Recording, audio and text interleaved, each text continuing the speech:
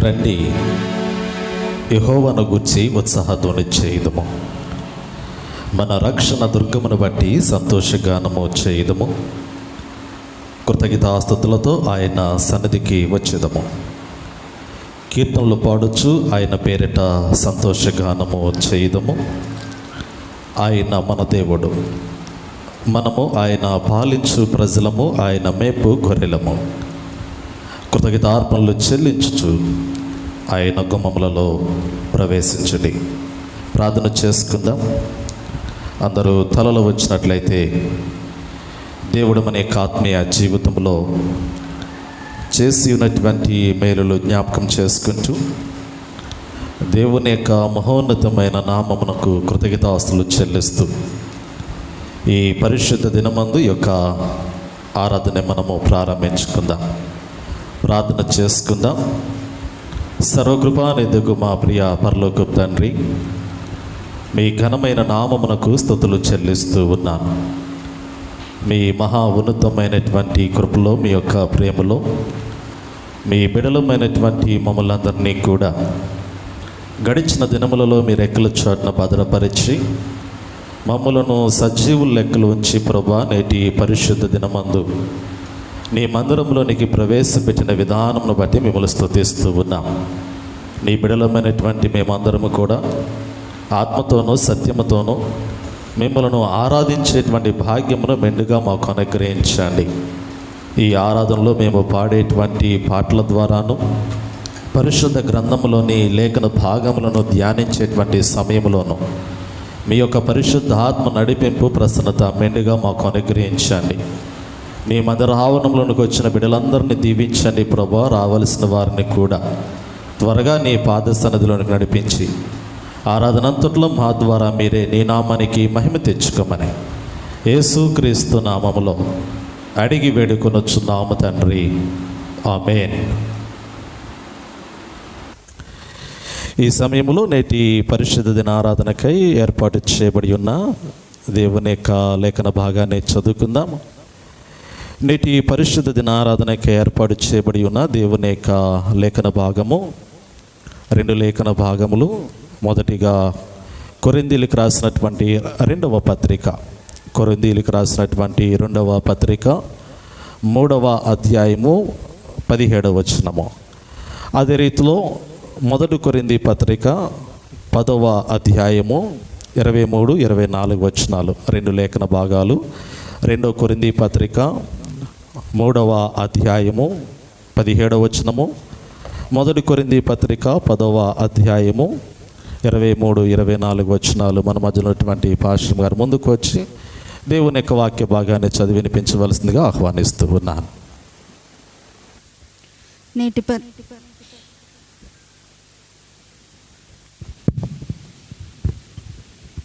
నేటి పరిశుద్ధ దినంకి ఏర్పాటు చేయబడిన దేవుని యొక్క లేఖన భాగము 2 కొరింథీ పత్రిక 3వ అధ్యాయము 17వ వచనం చదువుకుందాం. ప్రభువే ఆత్మ, ప్రభు యొక్క ఆత్మ ఎక్కడ ఉండునో అక్కడ స్వాతంత్రం ఉండును.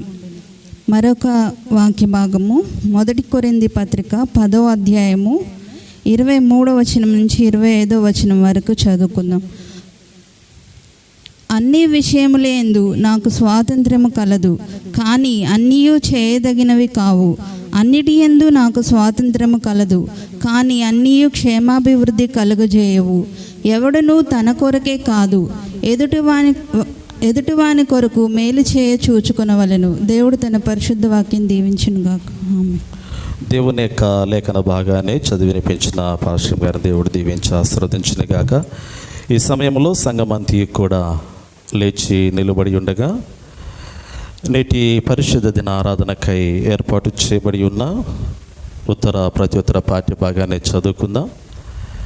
నేటి పరిశుద్ధ దిన ఆరాధనకై ఏర్పాటు చేయబడి ఉన్న ప్రత్యుత్తర పాఠ్య భాగము కీర్తనల గ్రంథం నుంచి 97వ సంకీర్తన, దావీదు మహారాజు రచించినటువంటి 97వ సంకీర్తన ప్రత్యుత్తర రీతిగా చదువుకుందాం. మన మధ్యనటువంటి సహోదరులు అత్యాల వందన కుమార్ గారు ముందుకు వచ్చి ప్రత్యుత్తర భాగంలో నడిపించవలసిందిగా ప్రభు పేరిట మనవి చేస్తూ ఆహ్వానిస్తూ ఉన్నాను. కీర్తనల గ్రంథం నుంచి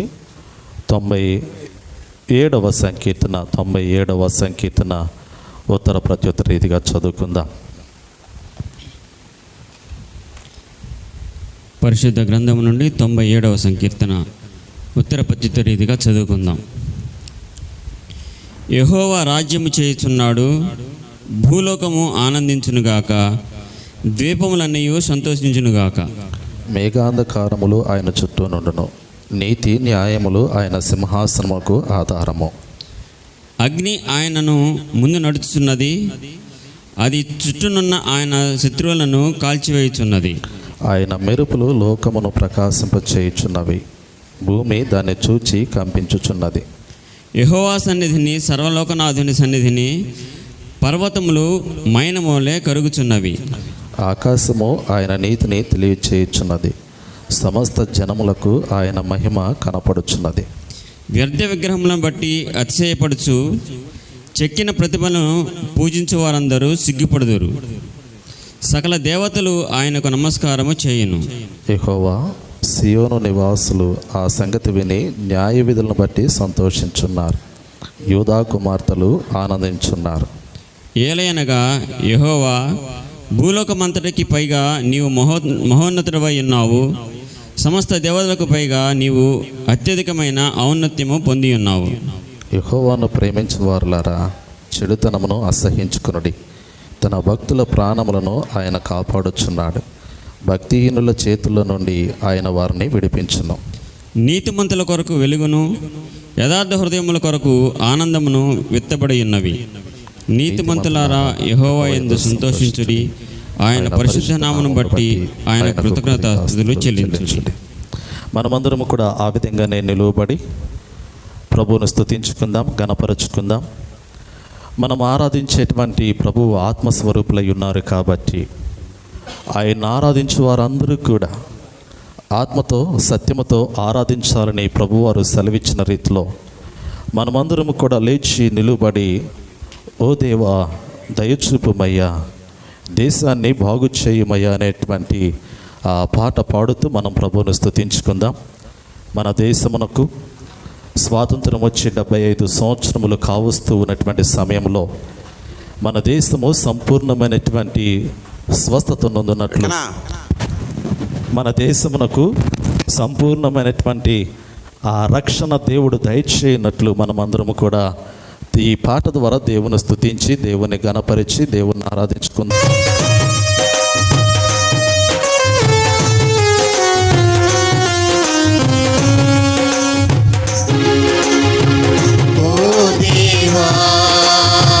దయచూపుమయ్యా, దేశాన్ని బాగు చేయుమయ్యా, నీ ప్రజల మొరను ఆలకించుమా, నీ కృపలో మమ్మును నడిపించుమా, మన్నించి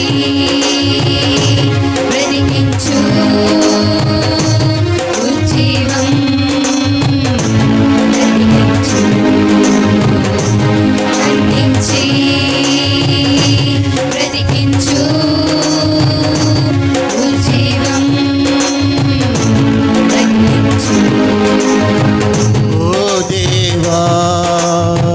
దయచూపుమయ్యా, దేశాన్ని బాగు చేయుమయ్యా, నీ ప్రజల మొరను ఆలకించుమా, నీ కృపలో మమ్మును నడిపించుమా, మన్నించి బ్రతికించు ఉజ్జీవం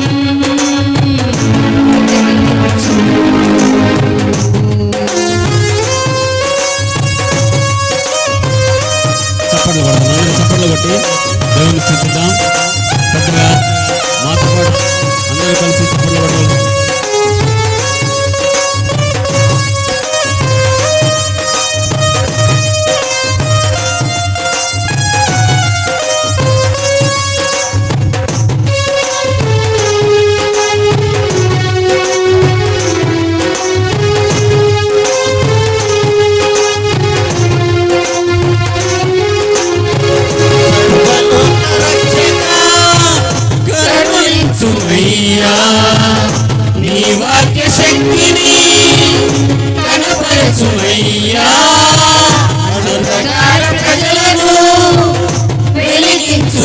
విడిపించుమయ్యా పునరుద్ధాన శక్తితో విడిపించుమయ్యా ఒకసారి చూడు ఈ పాపాలోకం నిరంతరంతో కడిగి పరిశుద్ధపరచు దేశాన్ని క్షమించు ప్రేమతో రక్షించు దేశాన్ని క్షమించు ప్రేమతో రక్షించు దయచూపుమయ్యా దేశాన్ని బాగు చేయుమయ్యా నీ ప్రజల మొరను ఆలకించుమా నీ కృపలో మమ్మును నడిపించుమా మన్నించి బ్రతికించు ఉజ్జీవం కలిగించు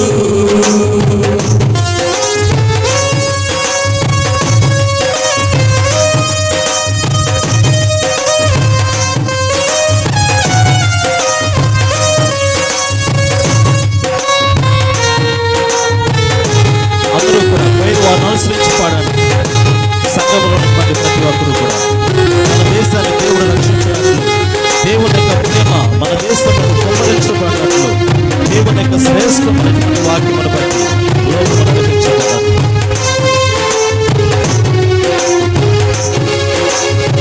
సర్వలోక రక్షక కరుణించుమయ్యా నీ వాక్య శక్తిని కనపరచుమయ్యా అంధకార ప్రజలను వెలిగించుమయ్యా పునరుద్ధాన శక్తితో విడిపించుమయ్యా ఒకసారి చూడు ఈ పాపాలోకం నిరంతరంతో కడిగి పరిశుద్ధపరచు దేశాన్ని క్షమించు ప్రేమతో రక్షించు దేశాన్ని క్షమించు ప్రేమతో రక్షించు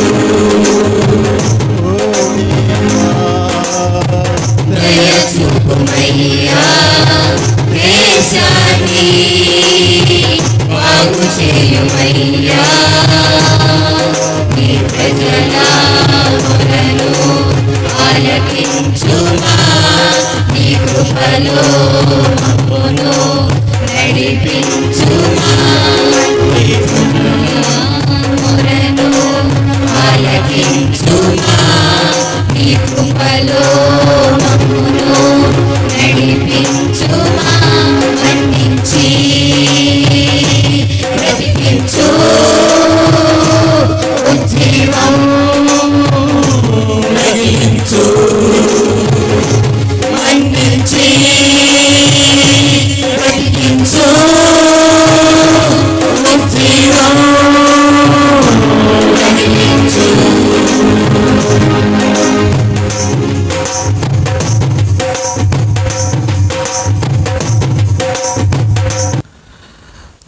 అందరూ తలలో వచ్చినట్లయితే చిన్న ప్రార్థన చేసుకొని కొద్ది సమయము దేవుని యొక్క వాక్యాన్ని మనము ధ్యానించుకుందాం. చిన్న ప్రార్థన చేసుకుందాం. కృపా సత్య సంపూర్ణమైన మా ప్రియ పరలోకపు తండ్రి, మీ ఘనమైన పరిశుద్ధమైన నామమునకు స్తుతులు చెల్లిస్తూ ఉన్నా. మీ కృపలో, మీ ప్రేమలో మీ బిడ్డలమైనటువంటి మేమందరము కూడా నీ మందర ఆవనంలోనికి చేరిన ఆయన, మీరు మా దేశమును రక్షిస్తున్న విధానమును బట్టి, మా దేశంలో నెలకొన్నటువంటి పాప స్వభావాన్ని ప్రభు సంపూర్ణంగా నిర్మూలము చేయుచున్న విధానమును బట్టి, నీ కృప ఈ లోకములో సకల మానవులు ఎదుట వెల్లడపరుచుచున్న విధానమును బట్టి మీ నామమును ఎంతగానో స్తుతిస్తూ ఉన్నాం, కనపరుస్తూ ఉన్నాం. ఇదిగో నాయనా, ఈ సమయంలో పరిశుద్ధ గ్రంథములో నుండి కొన్ని శ్రేష్టమైనటువంటి జీవపు మాటలు నీ ప్రియబిడ్డలతో పంచుకోవడానికి సిద్ధపడినటువంటి సమయంలో మీ యొక్క పరిశుద్ధాత్మ నడిపింపు, ప్రసన్నత మెండుగా మీరు అనుగ్రహించండి. ఇదిగో నాయన, మాట్లాడువాడు నేను కాదు కానీ మీరే నాలో ఉండి నాతో ఉండి ఇక్కడ కూడినటువంటి ప్రతి ఒక్కరితోనూ యూట్యూబ్లో దేవుని యొక్క వాక్యమును వినుచున్నటువంటి వారందరితో కూడా మాట్లాడమని వేడుకొనొచ్చు ఉన్నాను. వాక్యము విత్తబడుతున్నటువంటి సమయంలో వినగలిగినటువంటి చెవులు, గ్రహించగలిగినటువంటి మనస్సును కూడా నీ బిడ్డలకు మీరు అనుగ్రహించండి. వచ్చిన వారందరినీ దీవించండి. రావలసిన వారిని త్వరగా నీ మందిరంలోకి నడిపించి ఈ ఆరాధనంతట్లో మా ద్వారా మీరే నీ నామానికి మహిమ తెచ్చుకోమని యేసుక్రీస్తు నామములో అడిగి వేడుకొనొచ్చున్నాము తండ్రి, ఆమేన్. ప్రభునందు ప్రియమైన దేవుని సంగమా, ప్రియ సహోదరి సహోదరులారా, యేసుక్రీస్తు శుభనామములో అందరికీ ప్రత్యేకంగా మరి ఒక పర్యాయము హృదయపూర్వకమైనటువంటి వందనాలు తెలియజేస్తూ ఉన్నా. దేవుని యొక్క మహోన్నతమైనటువంటి కృపలో, దేవుని యొక్క ప్రేమలో ఈ యొక్క ఆగస్టు మాసములో 2వ పరిశుద్ధ దిన ఆరాధనలో దేవుని మందిరంలోనికి ప్రవేశించి దేవుని స్తుతించుకునేటువంటి భాగ్యాన్ని దేవుడు మనకు అనుగ్రహిస్తూ ఉన్నాడు. పిల్లరా, చక్కటి పాట మన బిడ్డలందరూ కూడా, సంఘ బిడ్డలు, యవన బిడ్డలు, సంఘస్థులు కలిసి ఓ దేవా దయచూపుమయ్యా, దేశాన్ని బాగు చేయుమయ్యా. ప్రస్తుతము మన భారతదేశం అంతా కూడా ఆజాదీ కా అమృత్ మహోత్సవం గడిచిన కొన్ని దినాల నుంచి కేంద్ర ప్రభుత్వం వారు ఇచ్చినటువంటి పిలుపు మేరకు మన భారతదేశమునకు స్వాతంత్రం వచ్చి 75 సంవత్సరములు పూర్తవుతున్నటువంటి సందర్భంలో ఘనంగా ఉత్సవాలు జరుగుతూ ఉన్నాయి.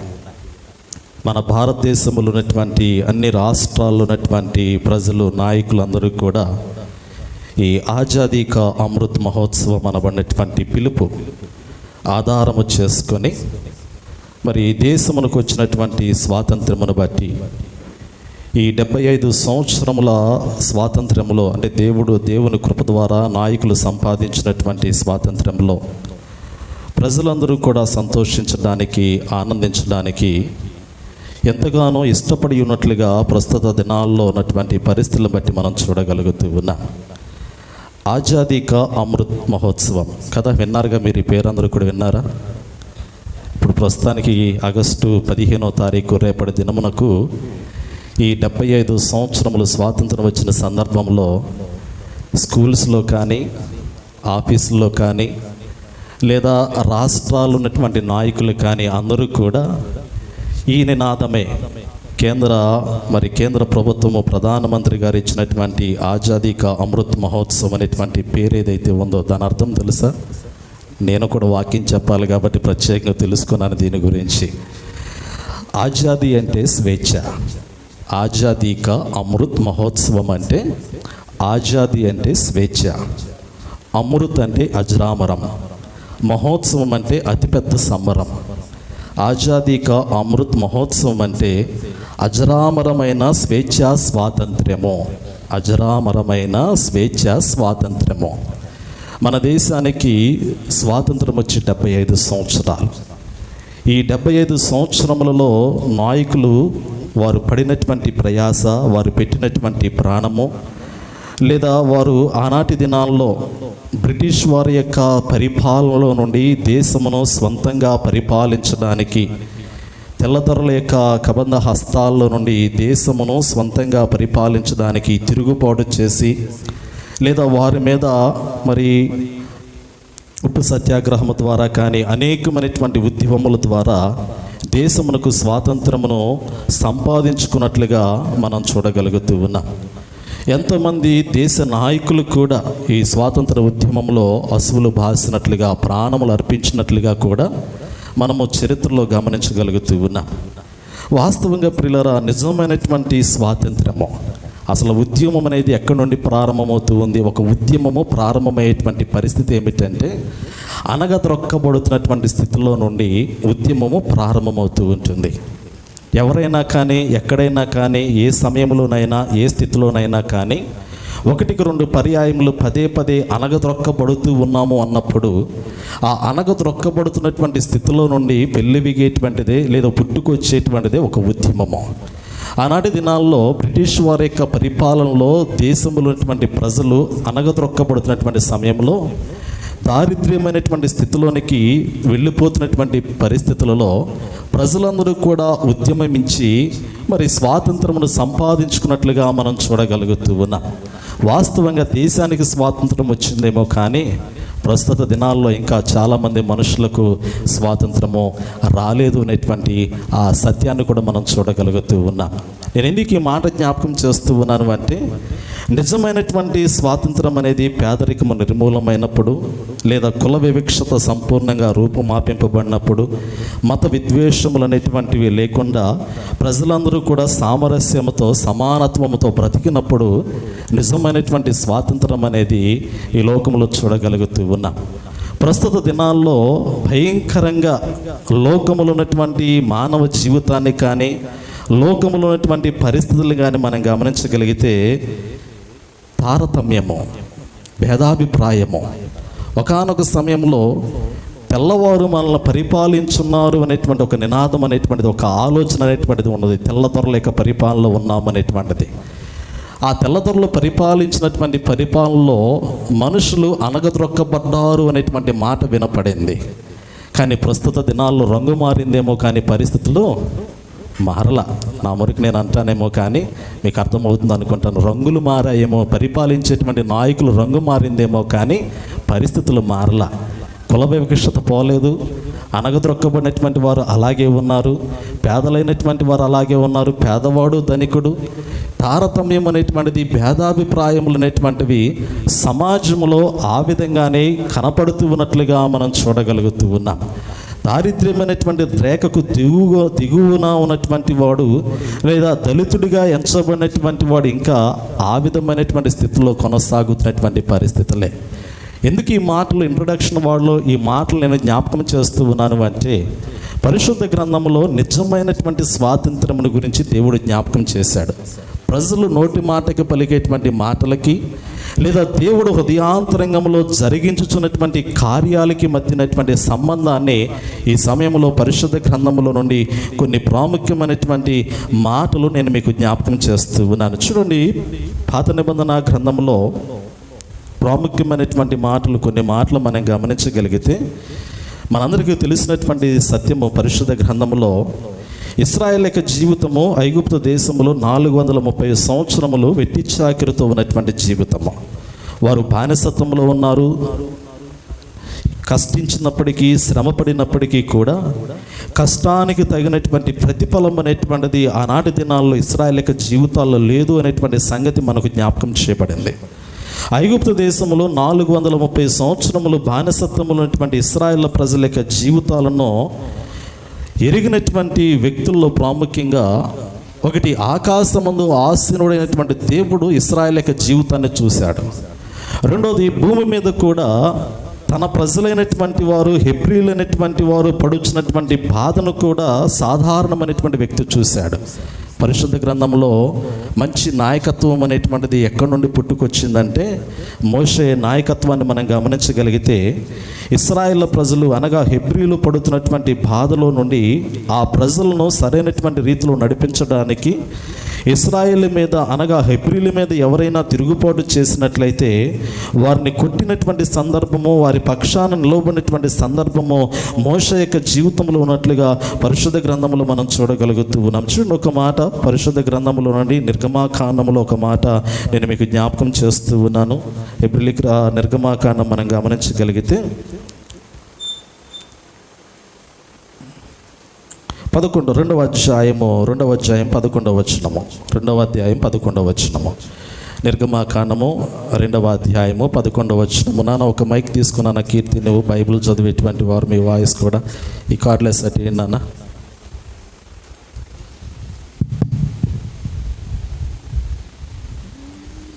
కీర్తి నాన్న. నిర్గమాకాండము 2వ అధ్యాయము 11వ వచనము.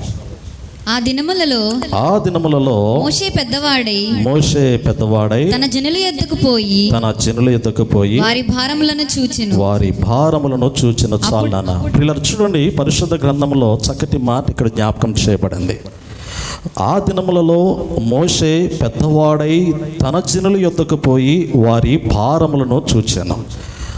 ఆ దినములు అనగా ఈ 430 సంవత్సరములు ఇశ్రాయేలు ప్రజలు ఐగుప్తు దేశములో శ్రమ అనుభవించుతున్నటువంటి దినములు, వెట్టి చాకిరీ కలిగినటువంటి దినములో వారు ఎంత కష్టపడినప్పటికీ కూడా కష్టానికి తగినటువంటి ప్రతిఫలము వారి జీవితంలో పొందుకోనటువంటి దినములు. అటువంటి దినాల్లో మోషే ఇశ్రాయేల్ యొక్క జీవితాల్లో ఉన్నటువంటి దుర్భరమైనటువంటి పరిస్థితులను గమనించినట్లుగా మనం చూడగలుగుతూ ఉన్నాం. ఆ సమయంలో ఆ యొక్క ఐగుప్తు దేశంలోనికి వెళుతూ ఉన్నాడు. మోషే యొక్క జీవితం మనందరికీ తెలుసు. ఫరో యొక్క కుమార్తె యొక్క సంరక్షణలో పెరిగినటువంటి వాడు, సకల విద్యా ప్రావీణ్యత కలిగినటువంటి వాడు. 120 సంవత్సరములో మోషే యొక్క జీవితంలో 40 సంవత్సరములు రాజభవనంలోను, 40 సంవత్సరములు మరి అరణ్యములో సంచరించినటువంటి విధానము, మరి 40 సంవత్సరములు మరి సకల విధములైనటువంటి విద్యా ప్రావీణ్యత కలిగినటువంటి జీవిత విధానాన్ని మనం గమనించగలుగుతూ ఉన్నాం. ఇక్కడ మోషే తన స్వజనులైనటువంటి వారు, తన ప్రజలైనటువంటి వారు పడుతున్నటువంటి బాధలన్నింటినీ కూడా చూచి వారి పక్షాన నిలిచి వారిని ఏదో ఒక రీతిలో కాపాడుకోవాలి, వారి పక్షాన నిలిచి వారి యొక్క శత్రువులైనటువంటి వారితో పోరాడాలి, పెనుగులాడాలి అనేటువంటి ఒక ఆలోచన, ఈ నాయకత్వపు లక్షణాన్ని మోషే యొక్క జీవితంలో మనం చూడగలుగుతూ ఉన్నాం. నిజమే, ఒక విప్లవం పుట్టుకు రావాలి అంటే, ఒక ఉద్యమము పుట్టుకు రావాలి అంటే, ఈ ఉద్యమం అనేటువంటిది హృదయాంతరంగంలో పోరాట లక్షణము కలిగినటువంటి నాయకత్వంలోనే వస్తూ ఉంటుంది. అనగద్రొక్కబడుతున్నటువంటి స్థితిలో నుండి ఈ యొక్క ఉద్యమము బయటకు వచ్చి ఉన్నట్లుగా మనం చూడగలుగుతూ ఉన్నాం. భారతదేశానికి స్వాతంత్రం వచ్చేటువంటి క్రమంలో ఎంతోమంది నాయకులు యొక్క జీవితాల నుండి పుట్టుకొచ్చినటువంటిది ఉద్యమము. ఎందుకంటే నాయకుడు ముందు నడిచినప్పుడు ఆ నాయకుని అనుసరించేటువంటి వారందరూ కూడా జనసమూహము. నిజమే, మార్పు అనేటువంటిది ఎక్కడో నుంచి ఏదో ఒక స్థలంలో కానీ, ఏదో ఒక వ్యక్తిలో నుంచి కానీ, ఏదో ఒక తలంపులో నుంచి కానీ, ఏదో ఒక రీతిలో మార్పు అనేటువంటిది లేదా ప్రభావితము చేసేటువంటి పరిస్థితులు అనేటువంటివి పుట్టుకొస్తూ ఉన్నట్లుగా మనం చూడగలుగుతూ ఉన్నాం. భారతదేశంలోనికి అనేక మంది మిషనరీలు వచ్చారు అంటే, ఆ మిషనరీలు ఈ లోకములోనికి వచ్చి యేసు క్రీస్తు యొక్క శ్రేష్టమైనటువంటి రక్షణ సువార్తను నలుదిక్కులా కూడా వ్యాప్తి చేశారు అంటే, ఆ మిషనరీలు చేసినటువంటి స్వార్థ పరిచయలోని పుట్టుకొచ్చినటువంటివి ఈ సంఘాలు. ఒక విధంగా చెప్పాలి, విలియం కేరీ గారు కలకత్తా పట్టణంలోనికి వచ్చి అక్కడ మరి ఆ మురికివాడలో, కలకత్తా నగరంలో మురికివాడల్లో శ్రేష్టమైనటువంటి స్వార్థ పరిచర్య జరిగించి ఆ చుట్టుపక్కల ప్రాంతాల్లో ఒక యూనివర్సిటీని ప్రారంభించి ఆ పరిశుద్ధ గ్రంథములను గ్రీకు భాష, హిబ్రీ భాషలో ఉన్నటువంటి బైబిల్ గ్రంథాలను అనేకమైనటువంటి భాషల్లోనికి తర్జుమా చేసి ప్రజలందరికీ అందుబాటులోనికి తీసుకొచ్చినటువంటి ప్రముఖమైనటువంటి వ్యక్తి ఒక విలియం కేరీ గారు. అదే ఆ విలియం కేరీ గారు పుట్టుక రాకపోతే, అదే ఆ విలియం కేరీ గారు తన జీవితాన్ని ఆ విధంగా సంపూర్ణంగా సమర్పించుకోకపోతే, తన కుటుంబాన్ని పణంగా పెట్టి దేవుని కొరకు ప్రయాసపడకపోతే, ఈ పరిశుద్ధ గ్రంథం అనేటి దినాల్లో అందరి యొక్క చేతుల్లోనికి, అందరికి అందుబాటులోనికి వచ్చేదా అంటే అది ఒక ప్రశ్నార్థకమే. ఏదో ఒక రీతిలో ఒక విప్లవం అనేటువంటిది లేదా ఒక మార్పు కలిగించేటువంటి పరిస్థితులు అనేటువంటివి మానవునిక జీవితంలో నుండి పుట్టుకొచ్చుచున్నటువంటి సందర్భాలు మనకు కనపడుతూ ఉన్నాయి. ఈ ఐగుప్తు దేశంలో బానిసత్వంలో ఉన్నటువంటి ఇశ్రాయేల్ యొక్క జీవితాల వెలుగులోనికి తీసుకుని రాబడటానికి మోషే ప్రజల యొక్క భారములన్నింటినీ కూడా చూచి ఆ ఐగుప్తు దేశంలోనికి వెళుతూ ఉన్నట్లుగా మనం చూడగలుగుతూ ఉన్నాం. ఆ సమయంలోనే ఈ ఐగుప్తు దేశంలో ప్రజలు పెట్టినటువంటి మొరలన్నింటినీ కూడా దేవుని యొద్దకు వెళ్ళినట్లుగా మనం చూడగలిగి, దేవుడు తోడై ఉంటే దేవునికి అసాధ్యమైనది ఏది కూడా లేదు. దేవుడు తోడై ఉన్నటువంటి వ్యక్తి ద్వారా జరిగించేటువంటి కార్యములు ఈ లోకంలో అనేకములై ఉన్నట్లుగా ఈ సమయంలో నేను మీకు జ్ఞాపకం చేస్తూ ఉన్నాను. ఒకసారి నిర్గమాకాండము 3వ అధ్యాయము 7వ వచనాన్ని కూడా ఒకసారి మనం చూద్దాం. మరియు యెహోవా ఇట్లనెను, నేను ఐగుప్తులోనున్న నా ప్రజల బాధను నేను ఐగుప్తులోనున్న నా ప్రజల బాధను నిశ్చయముగా చూచితిని. పనులలో తమ్మును కష్టపెట్టు వారిని బట్టి వారు పెట్టిన మొరను వింటిని. పిల్లలు చూడండి, వాక్య భాగంలో జ్ఞాపకం చేయబడింది. ఈ 2వ అధ్యాయము 11వ వచనంలోనేమో తన జనుల యొద్ద పోయి వారి భారములను చూచినని మోషే గురించి మాట్లాడుతూ ఉన్నాడు. 3వ అధ్యాయంలోనేమో 7వ వచనంలో దేవుని యొక్క స్వరం ఎలా పలుకుతూ ఉందంటే, ఐగుప్తులోనున్న నా ప్రజల భారమును నిశ్చయంగా నేను చూచాను అని దేవుడు జ్ఞాపకం చేస్తూ ఉన్నాడు. ఇక్కడ మోషే భక్తుడు చూస్తూ ఉన్నాడు. అదే సమయంలో ఆకాశమందు ఉన్నటువంటి ఆసీనుడైనటువంటి దేవుడు కూడా చూస్తూ ఉన్నాడు. ఇప్పుడు ప్రజలు సమస్యల నుండి బయటికి రావాలి అంటే, ప్రజలు కష్టాల నుండి బయటికి రావాలి అంటే, ప్రజలు వారు అనుభవిస్తున్నటువంటి వేదనకరమైనటువంటి పరిస్థితుల నుండి బయటికి రావాలి అంటే దేవుడు దిగివచ్చుచూ ఉన్నాడు. ప్రజల పక్షాన నిలబడాలి అనే ఆశపడుతున్నటువంటి నాయకునికి దేవుడు తోడై ఉన్నాడు. ఇప్పుడు దేవుడు నాయకుని ద్వారా ప్రజలను సరైనటువంటి మార్గంలోనికి, అనగా బానిసత్వములో నుండి పాలు తేనెలు ప్రవహించు దేశములోనికి దేవుడు మోషే ద్వారా ప్రజలను నడిపిస్తూ ఉన్నట్లుగా మనం చూడగలుగుతూ ఉన్నాం. దేవుడు ప్రజలు నడిపిస్తూ ఉన్నాడు. ఈ మాటను అపోస్తల కార్యముల గ్రంథంలో చాలా చక్కగా మనకు జ్ఞాపకం చేస్తూ ఉన్నాడు. 7వ అధ్యాయము 34వ వచనాన్ని మనం గమనించగలిగితే, అపోస్తల కార్యముల గ్రంథము 7వ అధ్యాయము 34వ వచనంలో ప్రియులారా, పరిశుద్ధుడైనటువంటి మరి పేతురు భక్తుడి మాటను అక్కడ జ్ఞాపకం చేసి ఉన్నాడు. 7వ అధ్యాయం, ఐగుప్తులోనున్న నా ప్రజల దురవస్థను నేను నిదానించి చూచితిని. వారి మూలుగు వింటిని వారిని విడిపించుటకు దిగి వచ్చి ఉన్నాను. రమ్ము నేనిప్పుడు నిన్ను ఐగుప్తునకు పంపుదునని అతనితో చెప్పిన. పిల్లరా, దేవుడు మోషేతో మాట్లాడినటువంటి మాట ఇక్కడ జ్ఞాపకం చేయబడింది. రమ్ము నేనిప్పుడు నిన్ను ఐగుప్తునికి పంపుదునని అతనితో చెప్పాను. దేవుడు దిగి వచ్చాడు.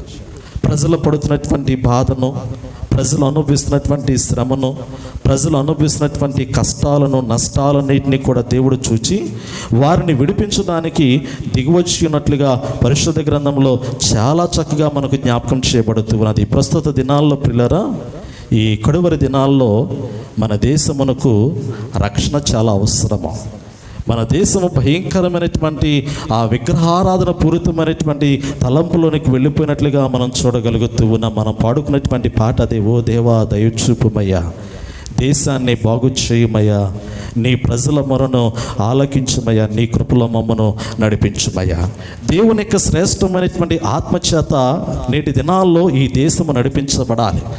దేశమునకు రక్షణ అవసరమైనది. ఎందుకంటే పరిశుద్ధ గ్రంథంలో మనమే చదువుకున్నటువంటి మాట, ప్రభు యొక్క ఆత్మ ఎక్కడ ఉండనో అక్కడ స్వాతంత్రం ఉండను. 2 కొరింథీ పత్రిక 3వ అధ్యాయం 17వ వచనంలో ఈ వాక్య భాగాన్ని మనం చదువుతూ ఉన్నాం. ప్రభు యొక్క ఆత్మ ఎక్కడ ఉండనో అక్కడ స్వాతంత్రం ఉండను.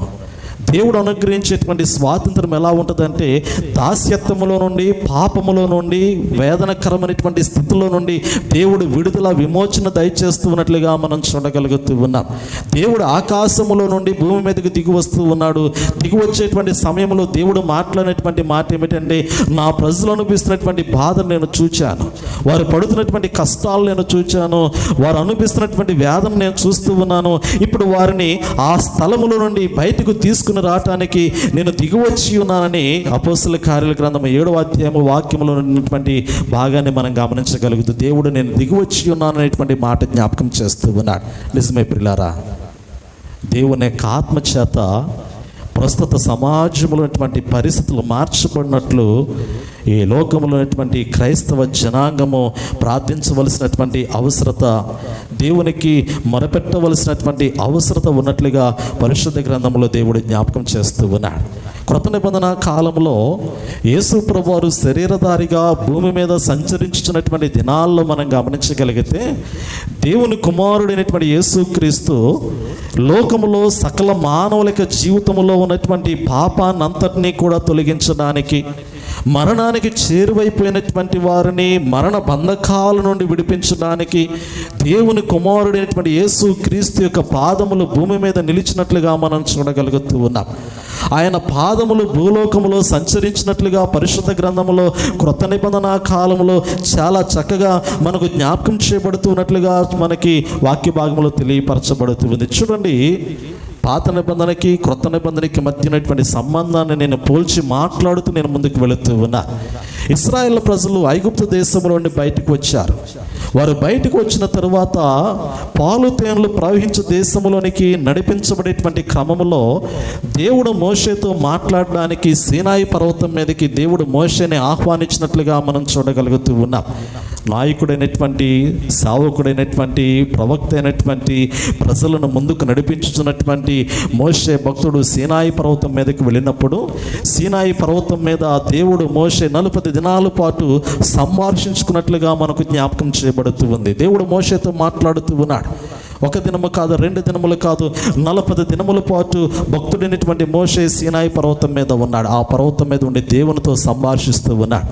సంభాషించేటువంటి క్రమంలో ప్రజలందరినీ కూడా సరైనటువంటి మార్గంలో నడిపించడానికి, వారి జీవితాలను దేవుని యొక్క ధర్మశాస్త్రము ద్వారా, దేవుని యొక్క కట్టడముల ద్వారా, దేవుని యొక్క నియమములు నిబంధనల ద్వారా మంచి మార్గంలో వారి యొక్క హృదయాలను, వారి జీవిత విధానాన్ని అంతటినీ కూడా దేవుడు నడిపించడానికి 10 ఆజ్ఞలను ప్రియులారా ఆ మోషే సీనాయి పర్వతం మీద దేవుని ఎదుట నిలిచినప్పుడు వాటిని సిద్ధపరిచి మోషేకు అనుగ్రహిస్తూ ఉన్నట్లుగా వాక్య భాగంలో మనం గమనించగలుగుతూ ఉన్నాం.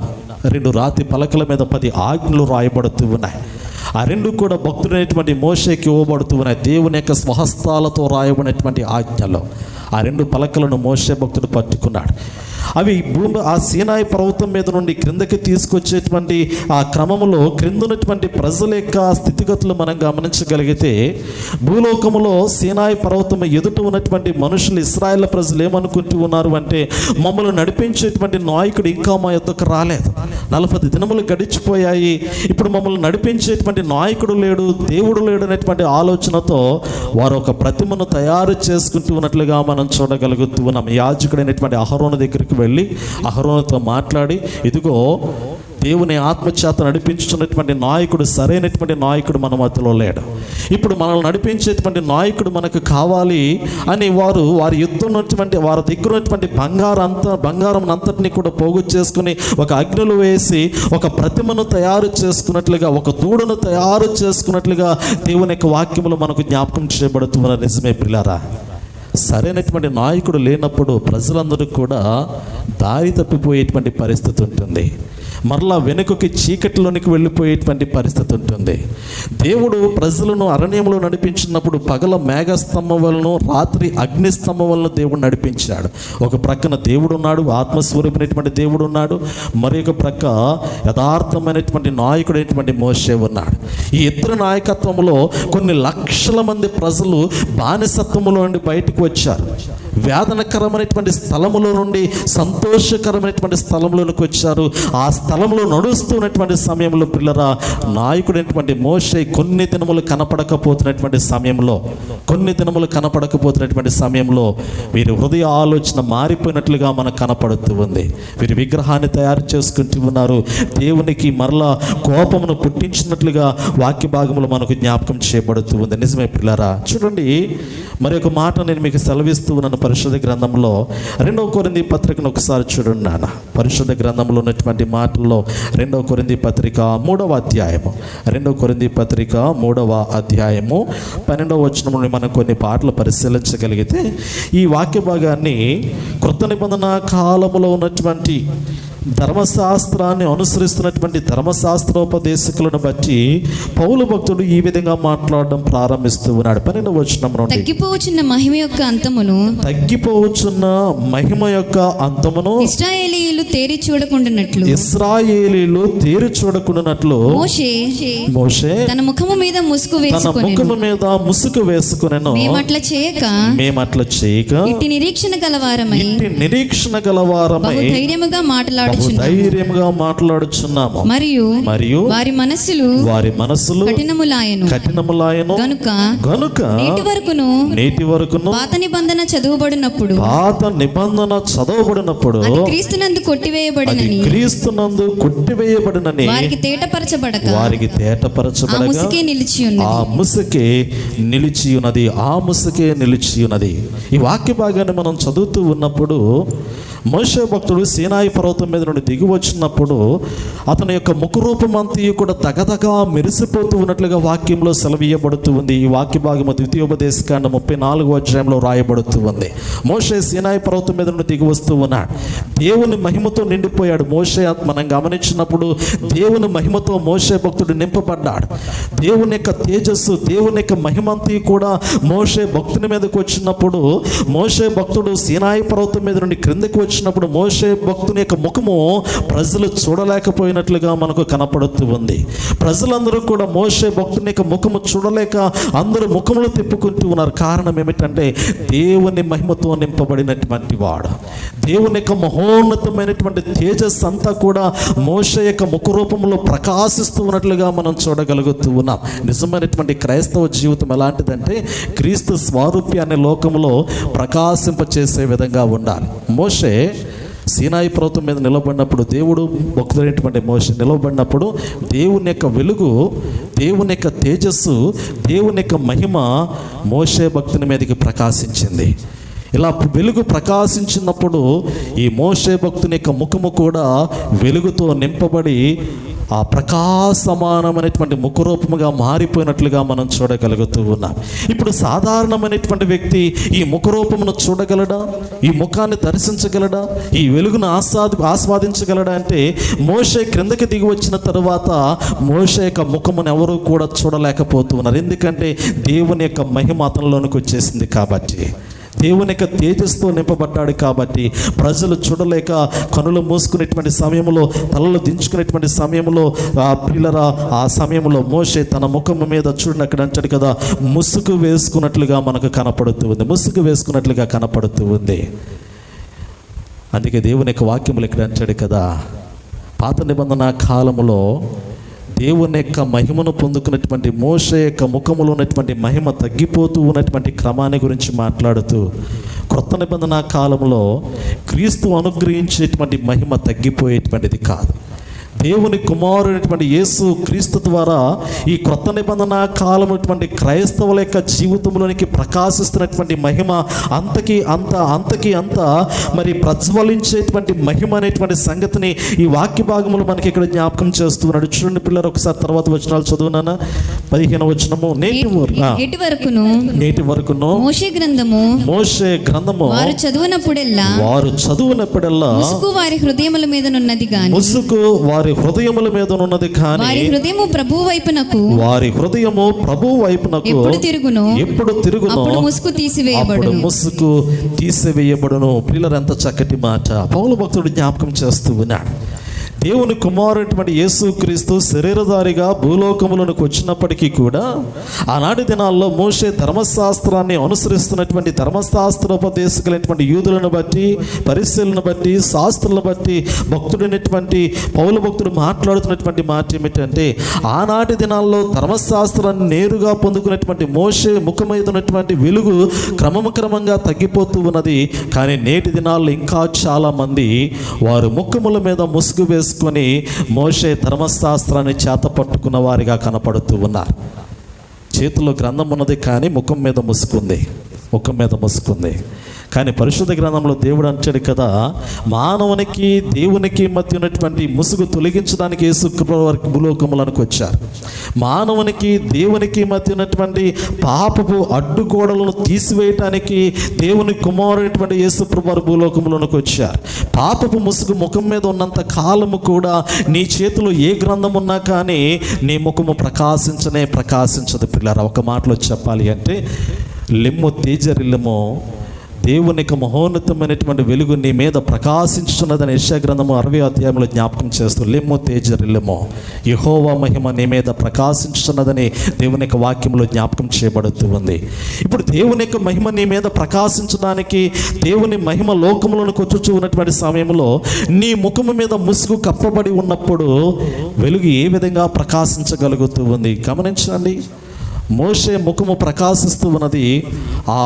ఆ యొక్క ప్రకాశం అనేటువంటి వెలుగును చూడలేకపోతున్నటువంటి సమయంలో వెలుగు కనపడకుండా ఉండటానికి మోషే భక్తుడు ముసుగు వేసుకున్నాడు. అప్పుడు మనుషులు చూడలేకపోయారు.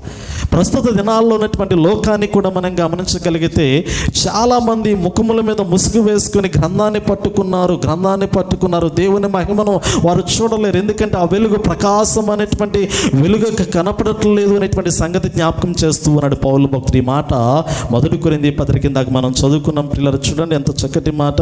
1 కొరింథీ పత్రిక 10వ అధ్యాయాన్ని మనం గమనించగలిగితే 10వ అధ్యాయంలో రాయబడుతున్నటువంటి ప్రాముఖ్యమైనటువంటి మాట పిల్లరా. 10వ అధ్యాయం దాకా మనం చదువుకున్నటువంటి వాక్య భాగమే. 10వ అధ్యాయము అన్ని విషయములయందు 23వ వచనం చదువునా. అన్ని విషయములయందు నాకు స్వాతంత్రము కలదు గాని అన్నియు చేయదగినవి కావు. అన్నిటి యందు నాకు స్వాతంత్రము కలదు గాని అన్నియు క్షేమాభివృద్ధి కలగజేయు. పిల్లలు ఎంత చక్కటి మాట. పౌలు భక్తుడు ఇక్కడ అదే మాట జ్ఞాపకం చేస్తూ ఉన్నారు. అన్ని విషయములందు నాకు స్వాతంత్రము కలదు. దేవుడు నాకు ఇచ్చిన రక్షణ బట్టి, దేవుడు నాకు ఇచ్చినటువంటి యోగ్యతను బట్టి, దేవుడు నాకు ఇచ్చిన ఆయుష్ను బట్టి, దేవుడు నాకు ఇచ్చినటువంటి బలమును బట్టి, దేవుడు నాకు ఇచ్చిన పరాక్రమను బట్టి ఈ లోకంలో నేను ఏమైనా చేయొచ్చు, ఎలాగైనా బ్రతకొచ్చు కదా.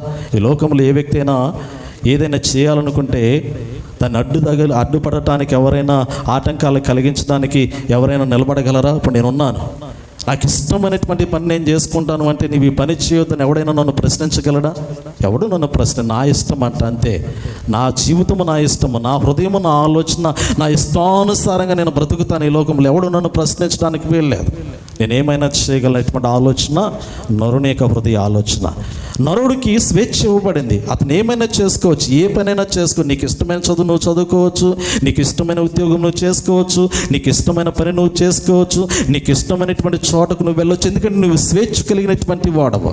నువ్వు తల్లిదండ్రుల యొక్క సంరక్షణలో ఉన్నంతసేపు చిన్న ప్రాయమైనటువంటి బాలుడు ఉన్నా అనుకోండి, చిన్న ప్రాయమైనటువంటి బాలుడు అతడు నడవటం ఇంకా చేతగానటువంటి సమయంలో అతను బుల్లి అడుగులు ఇంకా పడటానికి మునుపు 6 మాసములు లేదా 9 మాసములు లేదా సంవత్సరం ప్రాయంలో ఉన్నటువంటి బాలుడు తల్లి ఆధీనంలో తండ్రి ఆధీనంలో ఉంచాడు. ఆ తల్లి ఎత్తుకోవడమో తండ్రి ఎత్తుకోవడం మనం చూడగలుగుతూ ఉంటాం. ఆ పిల్లవాడు లేదా ఆ చిన్న పాప అడుగులు వేయటం ప్రారంభించిన తరువాత మొట్టమొదటిగా తల్లి తండ్రి ఇరువురు కూడా చేతులు పట్టుకుని బిడ్డకు నేర్పించడము ప్రారంభించడం అనేది మనం చూడగలుగుతూ ఉంటాం. తొలి అడుగులు వేసేటువంటి క్రమము. ఆ పిల్లవాడు స్వయంగా నడవడం వచ్చిన తరువాత తనంతరికి తాను ఎక్కడికి వెళ్ళాలో, ఎలా వెళ్ళాలో, దేన్ని పట్టుకోవాలో అని ముందుకు వెళ్ళిపోతూ ఉన్నట్లుగా కూడా మనం చూడగలుగుతూ ఉంటాం కదా. మనమందరం కూడా ఎరిగినటువంటి వారమే. ఒక తల్లిగా తండ్రిగా ఆ బిడ్డలను పెంచినటువంటి వారమే. అదే పిల్లవాడు చిన్న ప్రాయంలో ఉన్నప్పుడు తండ్రి మాట తల్లి మాట వినగలుగుతూ ఉంటాడు. యవ్వన ప్రాయంలోనికి వచ్చిన తర్వాత లేదా ఒక ఓటు హక్కు వచ్చిన తర్వాత కదా, 18 సంవత్సరాలు నిండిన తర్వాత మన భారతదేశ సాంప్రదాయ ప్రకారంగా ఓటు హక్కు వచ్చిందంటే మేజర్గా మారిపోయిన తర్వాత, మైనర్గా ఉన్నంతసేపు ఒకటి, మేజర్గా ఉన్న తరువాత అతడు స్వతంత్రుడు, స్వేచ్ఛాపరుడు, సొంత నిర్ణయం తీసుకోగలిగినటువంటి జ్ఞానం అతనికి వచ్చి ఉన్నదనేటువంటి ఆ మాటలు మనం వినగలుగుతూ ఉంటాం. ఆ తరువాత అతని ఇష్టానుసారంగా అతను బ్రతుకుతూ ఉంటాడు. నువ్వు తండ్రిగా ఒక మాట చెప్పు, ఒక తల్లిగా ఒక మాట చెప్పు, అరే ఇది చేయొద్దను. కానీ వారికి నచ్చింది వారు చేస్తారు, వారికి ఇష్టమైనది వారు జీవిస్తారు, వారికి ఇష్టమైనటువంటి ఆలోచనలోనికి వారు వెళ్ళిపోతూ ఉంటారు. కానీ క్రైస్తవ విశ్వాస జీవితం అది కాదు. గడిచిన ఆదివారం నేను మీకు జ్ఞాపకం చేస్తూ ఉన్నాను. ఎక్లీషియా అనే మాటకు అర్థము సంఘమునకు ఉన్నటువంటి నిర్వచనం ఏమిటి? ఒకసారి గట్టిగా చెప్పండి. సంఘమునకు ఉన్నటువంటి నిర్వచనం ఏమిటి?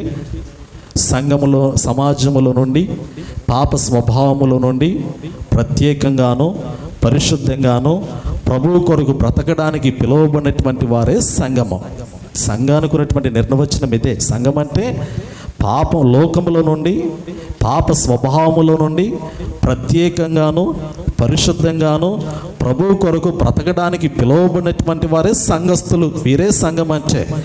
అందుకే పరిశుద్ధ గ్రంథంలో పౌలు భక్తుడు ఏమంటూ ఉన్నాడు అంటే, అన్ని విషయములలో నాకు స్వాతంత్రం ఉంది. ఈ లోకంలో విగ్రహాలకు అర్పించినటువంటి వాటిని తినేటువంటి స్వాతంత్రం నాకుంది. ఈ లోకంలో మద్యముతో ఉన్నటువంటి ఆనందాన్ని అనుభవించేటువంటి స్వాతంత్రం ఉంది. ఈ లోకంలో ఎలా పడితే అలా బ్రతకడానికి నాకు స్వాతంత్రం ఉంది. ఏది పడితే అది తినడానికి నాకు స్వాతంత్రం ఉంది. స్వాతంత్రం ఉన్నప్పటికీ కూడా చూడండి, ఇక్కడ అంటాడు కదా, 1 కొరింథీ పత్రిక 10:23 అన్ని విషయముల యందు నాకు స్వాతంత్రము కలదు కానీ అన్నీయు చేయదగినవి కావంటాడు. నిజమే కదా. నేటి దినాల్లో హిందువుల యొక్క ఆచారాలు అనేకములై ఉన్నాయి. హిందువుల యొక్క ఆచారాలు, హిందువుల యొక్క పండుగలు అనేకములై ఉన్నాయి. రకరకాలైనటువంటి పండుగలు వచ్చేస్తాయి కదా. ఒక క్రైస్తవుడిగా ఆ పండుగలన్నీ మనం ఆచరించగలుగుతామంటే ఎందుకు ఆచరించకూడదు? మన ఇష్టం, మన స్వేచ్ఛ, మన ఇష్టము కదా. ఈ లోకంలో గడిచిన దినాల్లో పండుగ వచ్చింది కదా, అన్నా చెల్లెల అనుబంధం అనేటువంటి పండుగ వచ్చింది. ఒక్కరోజు ప్రేమ ఉప్పొంగిపోయేటువంటి పండుగ వచ్చింది. మరి ఆ పండుగ ఘనంగా జరుపుకోలేదా క్రైస్తవులు? జరుపుకున్నారా లేదా? మరి వాస్తవంగా మాట్లాడాలంటే గడిచిన దినాల్లో వచ్చినటువంటి ప్రతి పండగ కూడా ఒక క్రైస్తవుడిగా జరుపుకుంటూనే ఉంటాం. క్రైస్తవ పండగ జరుపుకుంటాము, హిందువుల పండుగలు జరుపుకుంటాం. కానీ పరిశుద్ధ గ్రంథంలో దేవుని యొక్క వాక్యం సెలవీయబడుతూ ఉన్నది కదా, అన్ని విషయాల్లో నాకు స్వాతంత్రం ఉంది. నేను ఏమైనా చేయొచ్చు, ఎలాగైనా ఉండొచ్చు, ఎలాగైనా బ్రతకొచ్చు, ఏమైనా మాట్లాడవచ్చు. నాకు వాక్ స్వాతంత్రం ఉంది, స్వేచ్ఛా స్వాతంత్రం ఉంది, ఎలా పడితే అలా ఉండొచ్చు. కానీ ఒక క్రైస్తవుడిగా నేను అలా ఉండొచ్చా? ఒక విశ్వాసగా నేను అలా ఉండొచ్చా? యేసు క్రీస్తు యొక్క ప్రశస్తమైనటువంటి రక్తంలో కడగబడినటువంటి దేవుని బిడ్డగా, పరలోక రాజ్యమును స్వతంత్రించుకోవడానికి ఆశపడుతున్నటువంటి బిడ్డగా నేను అలా ఉండొచ్చా అంటే పౌలు భక్తుడు అంటాడు కదా, అలా ఉండకూడదు అంటాడు. అలా ఉండకూడదు. ఎందుకంటే నువ్వు పిలువబడ్డావు, నువ్వు పాపములో ఉన్నటువంటి వాడు కాదు. ఇంకా నువ్వు లోక ఆచారాలను ఆశ్రయించుకుని, లోక ఆచారములను ఆధారం చేసుకుని బ్రతికేటువంటి వాడు కాదు. ఆ కాలం అయిపోయింది, ఆ జీవితం అయిపోయింది కదా. పండుగ వచ్చిందనుకో, దీపావళి పండుగ వచ్చిందనుకోండి, వాళ్ళకన్నా ముందే మనమే షాపింగ్ చేస్తాం. వాళ్ళు చేస్తారో లేదో నాకు తెలియదు, కానీ వాళ్ళకన్నా ముందు మనమే షాపింగ్ చేస్తాం. నేను అంటాను కదా, ఇవన్నీ కూడా ఒక వ్యాపారమే. గడిచిన దినాల్లో మీరు గమనించారు లేదో, ఫ్రెండ్షిప్ డే అనుకుంటా జూలై మాసము ఎండింగ్లో వచ్చింది. 30వ తారీఖు ఫ్రెండ్షిప్ డే అని మా పిల్లలు ఊరుకోలా. ఫ్రెండ్షిప్ డే ఎందుకంటే 30వ తారీఖు వాళ్ళు స్కూల్లో ఫ్రెండ్షిప్ డే చేసుకోవాలని ఈ కట్టుకోవడానికి అడిగారు. కొనుక్కొచ్చాను, ఏం చేస్తాం, ఫ్రెండ్షిప్ డే. అది సంతోషం అనిపించింది. సర్లే ఆ చిన్నపిల్లలు కాబట్టి. తర్వాత అనిపించింది మళ్ళీ ఆదివారం ఫ్రెండ్షిప్ డే అని పెట్టారు. వచ్చిందా? 2 సార్లు వచ్చిందా ఈ సంవత్సరం ఫ్రెండ్షిప్ డే? వచ్చింది. మొన్న ఆదివారం కదా, లాస్ట్ సండే కూడా వచ్చింది. సంవత్సరంలో ఒకసారి రావాల్సిన ఫ్రెండ్షిప్ డే ఈ సంవత్సరం 2 సార్లు వచ్చింది. ఎందుకు ఎందుకు ఎందుకు వచ్చింది 2 సార్లు? అంతకుముందు నేను అనుకుంటాను కదా, అంతకుముందు మిగిలిపోయినటువంటి ఈ ఫ్రెండ్షిప్ డే బ్యాండ్లు ఏవైతే ఉన్నాయో చేతికి కట్టుకుని మిగిలిపోయినాయి కాబట్టి అవి అమ్ముడు పోవాలంటే ఇంకో రోజు క్రియేట్ చేయాలంతే. వ్యాపారం, ప్రతిదీ వ్యాపారమే. నేటి దినాల్లో నిజంగా పరిశుద్ధ గ్రంథంలో వాక్యాన్ని మనం గమనించగలిగితే, ముసుగు తీసివేయబడితేనే తప్ప నీకంతా అర్థము కాదు. ముసుగు ముఖం మీద కప్పబడినంత వరకు కూడా ఈ లోకంలో ప్రతిదీ కూడా నా దగ్గర ఒకటి ఉందనుకోండి. గడిచిన దినాల్లో ఒక చక్కటి మాట నేను చదివాను, నేను NMBC గ్రూప్లో కూడా పెట్టాను. ఒక చిన్న బంకమట్టి తీసుకొని ఒక వ్యక్తి మాట్లాడి ఉన్నాడు.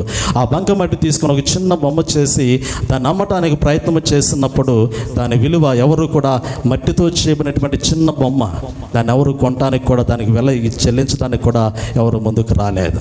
ఎందుకంటే అది సాధారణమైనటువంటి మట్టిగా కనపడుతూ ఉంది. మనము నిత్యము ఆ కాళ్ళతో తొక్కేటువంటి మట్టిగా కనపడుతూ, అది ఒక చిన్న బంక మట్టిగా కనపడుతూ ఉంది. కానీ అతను, ఆ వ్యక్తి అంటాడు కదా, నేను ఆ చిన్న బంక మట్టి ద్వారా నేను కొంత టార్గెట్ అమౌంట్ సంపాదించుకోవాలి. అది సాధారణమైనటువంటి మనుషుల దృష్టిలో చిన్న బంకమట్టిగా కనపడుతూ ఉంది. ఈ బంకమట్టి విలువ ఒక 200 ఉంటుందంటే దానికి ఎవరు కూడా ఆ వెల చెల్లించలేరు. ఎందుకంటే అది వాళ్ళ కంటికి తెలుసు కాబట్టి, అది వాళ్ళ కాళ్ళ కింద ఉన్నటువంటి మట్టి కాబట్టి. ఇప్పుడు ఆ మట్టిని తీసుకొని ఆ చిన్న మట్టి ముద్ద ద్వారా అతడు కొంత అమౌంట్ సంపాదించాలనుకున్నాడు.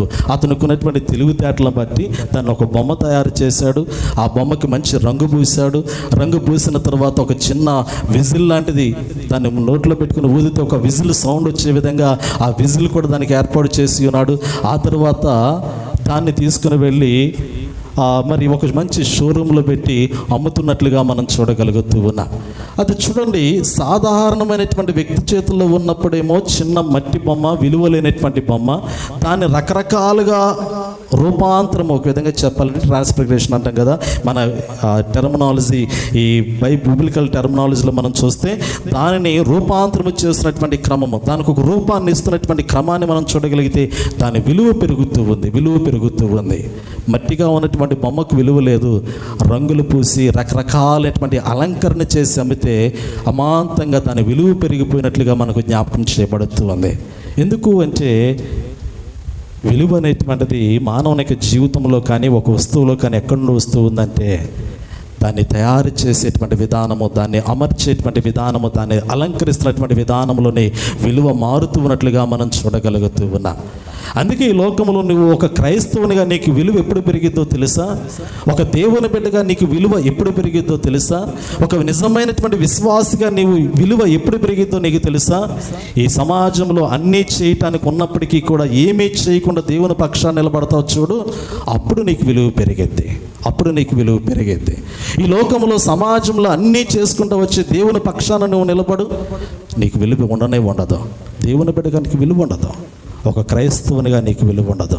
తినటానికి పంచపక్ష పరమన్నాములు ఉండి కూడా తినకుండా ఉండటమే ఉపవాసం. ప్రియులారా, తినకుండా ఉండటమే ఉపవాసము.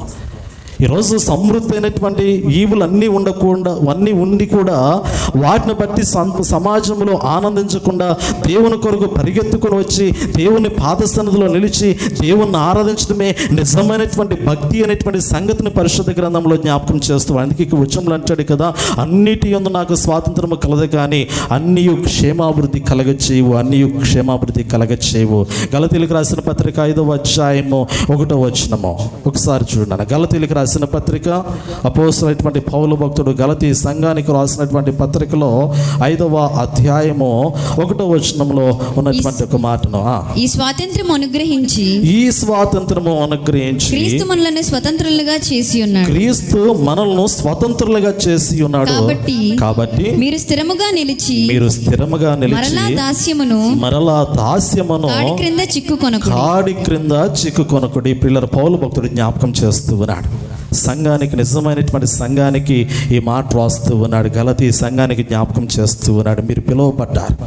క్రీస్తు రక్తములో కడగబడి పరిశుద్ధంగా ఉండడానికి మీరు పిలువబడ్డాడు. లోకములు ఎన్నో ఆచారాలు ఉన్నప్పటికీ కూడా ఆ ఆచారాలకు అనుకూలమైనటువంటి జీవితాలు జీవించకుండా దేవుని పక్షాన నిలబడి దేవుని నామాన్ని మహిమపరచడానికి మీరు పిలువబడ్డారు. పిలువబడినటువంటి మీరు ఎలా ఉండాలి అంటే క్రీస్తు మనల్ని స్వతంత్రులుగా చేసి ఉన్నాడు కాబట్టి మీరు స్థిరముగా నిలబడండి. మరలా దాస్యమైనటువంటి కాడి క్రిందకు వెళ్ళిపోవద్దు. ఐగుప్తు దేశంలో ఇశ్రాయేలు ప్రజల్ని దాస్యమైనటువంటి కాడి క్రింద నుండి దేవుడు బయటకు తీసుకొచ్చాడు. ఆ కాడిలో నుండి, ఐగుప్తు అనబడేటువంటిది దాస్యమైనటువంటి కాడి. ఆ కాడిలో నుండి దేవుడు మరి పాలు తేనెలు ప్రవహించే దేశంలోనికి నడిపించడానికి అరణ్యంలోనికి తీసుకొచ్చి దేవుడు నడిపిస్తూ ఉన్నాడు. కానీ శరీరాలన్నీ కూడా స్వేచ్ఛగా ఉన్నాయేమో కానీ శరీరములన్నీ కూడా శత్రువుల నుండి విడిపించబడి స్వాతంత్రము పొందుకున్నటువంటి వారై దేవునితో నడిచినట్లుగా కనపడ్డారు. కానీ వారు హృదయం అనేటువంటి దాస్యం అనేటువంటి కాడ అలాగే ఉండిపోయింది. ఐగుప్తు దేశంలో నుండి బయటకు వచ్చినటువంటి ఇశ్రాయేలు ప్రజల యొక్క హృదయాంతరంగంలో ఐగుప్తు దేశంలో విగ్రహాలకు సంబంధించినటువంటి ఆలోచనలు ఉన్నాయి. అందుకే నేను ముందే జ్ఞాపకం చేశాను.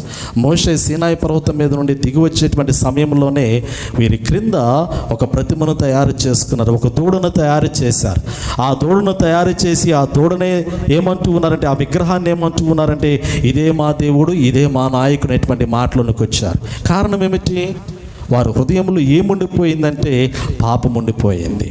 వారి హృదయంలో ఏముందంటే లోక సంబంధమైనటువంటి ఆలోచన ఉండిపోయింది.